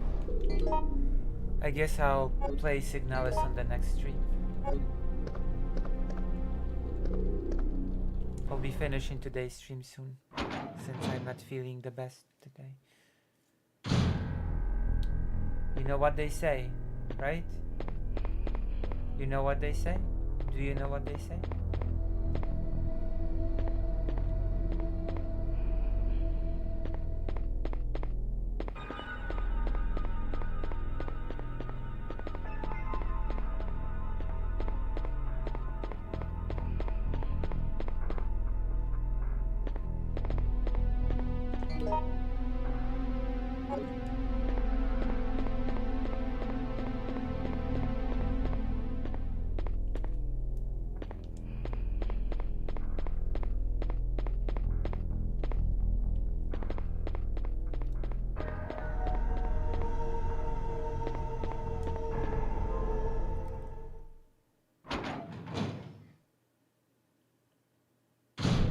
What promise? Wait, what promise?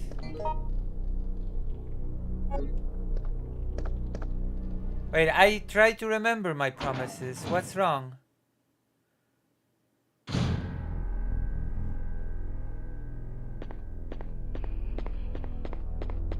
Wait, what's the promise?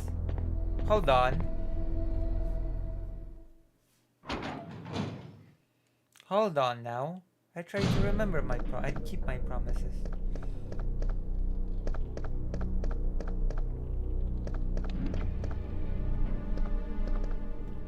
I'll do my best.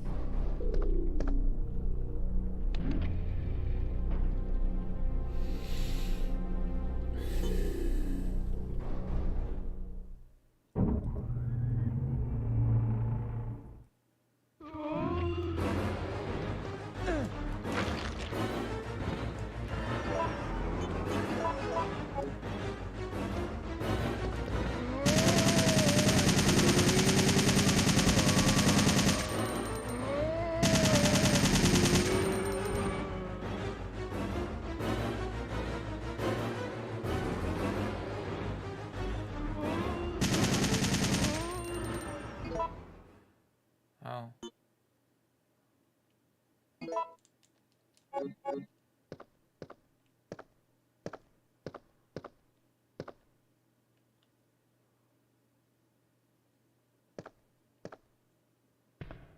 I played the game! Haven't you seen me play it a lot? I play it when you're in the audience. If you'll be watching the stream tomorrow, then I'll play it on stream.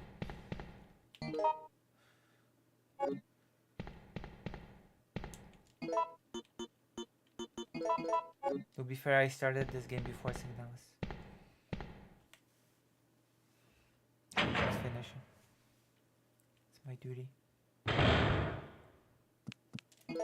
Oh my gosh.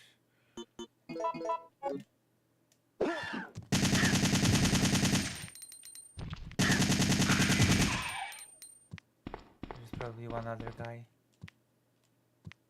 Yeah.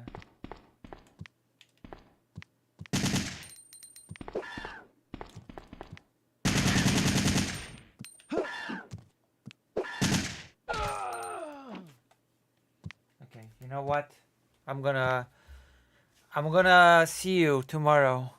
This does not end well. We have streamed for 4 hours or something. So I guess I'll see you tomorrow. It was a failed ending to the stream, but you know what? It's on brand for me to end in failure. Actually.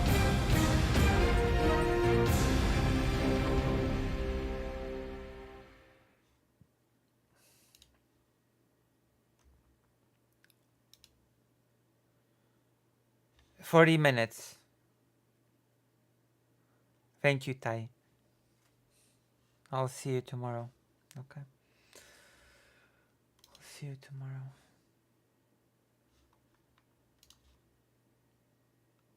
Yeah, 3 hours, 40 minutes.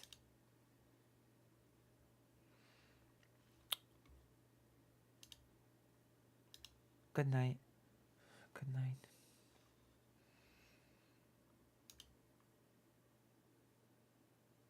Good night.